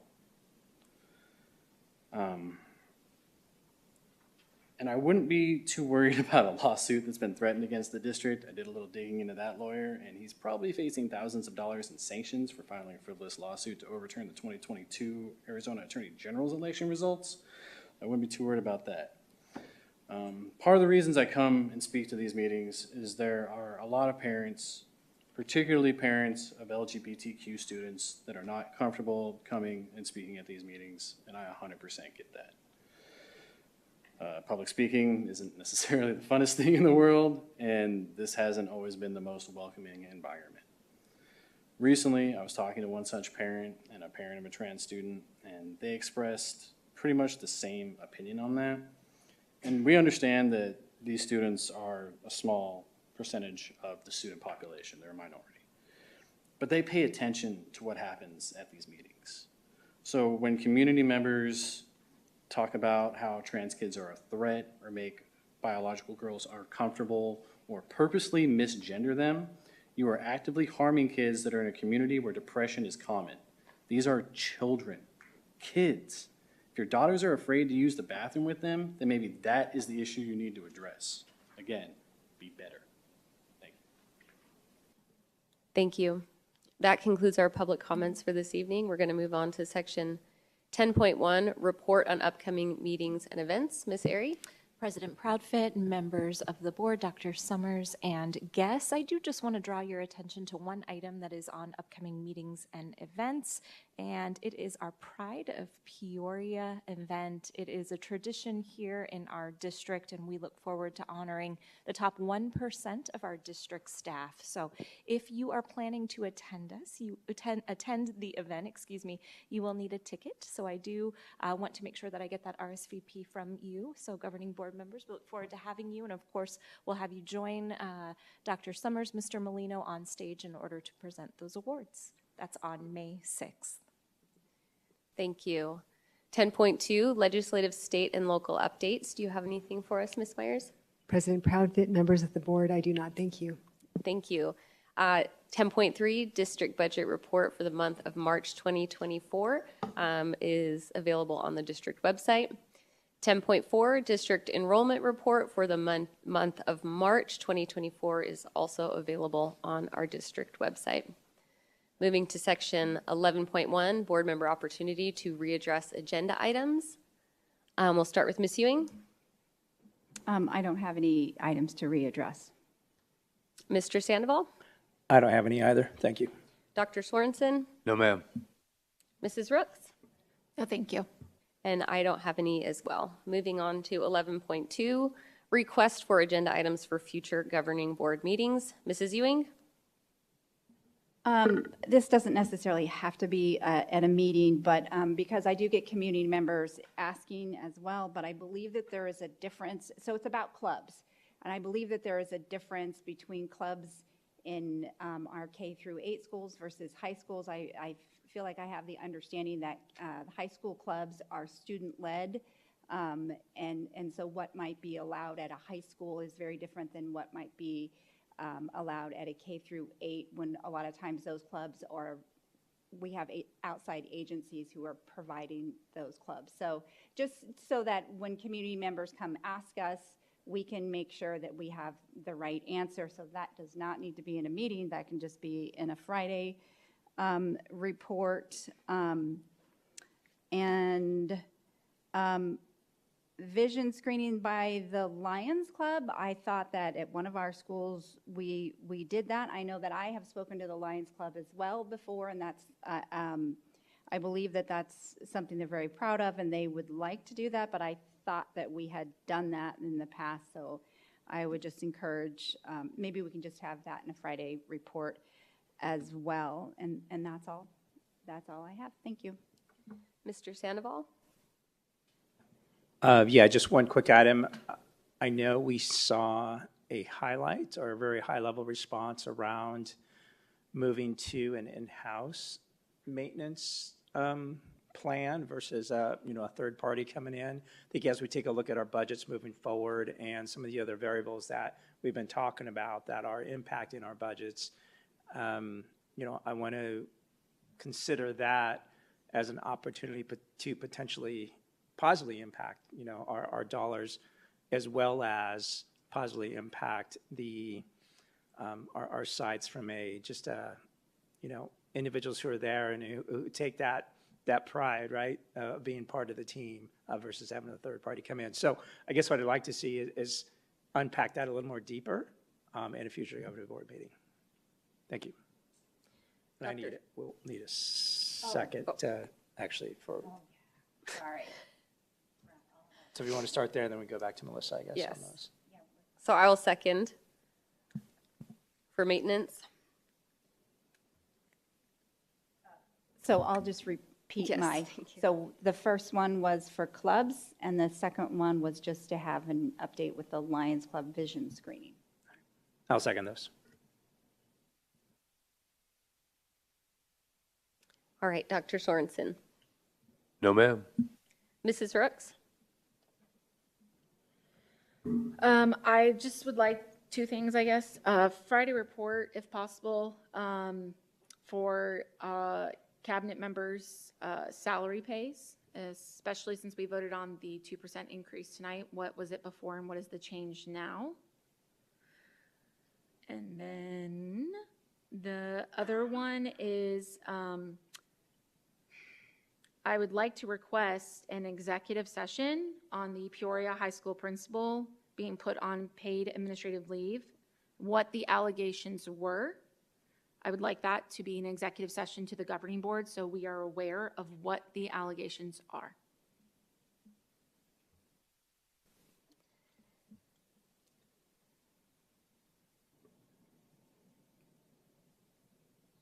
I need seconds. Your first one? What was your first one? I'm so sorry. Just a Friday report, cabinet members' salary pay, what was it previously, and then with the new percent increase tonight. Thank you for. Can I ask a quick question? I feel like we got something recently about salaries, but you're wanting it with the newly updated information? Yeah, just the newly updated information of not all employees, but cabinet members. Okay.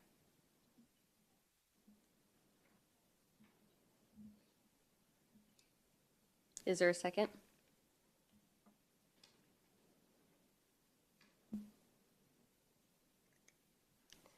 I don't have any additional than the ones that have already been spoken of for tonight. So then those two will fail since there's no second motions. Moving on to section 12.1, adjournment. I move that we adjourn this meeting at 9:47 p.m. I'll second that. There's a motion made by myself and a second made by Mr. Sandoval.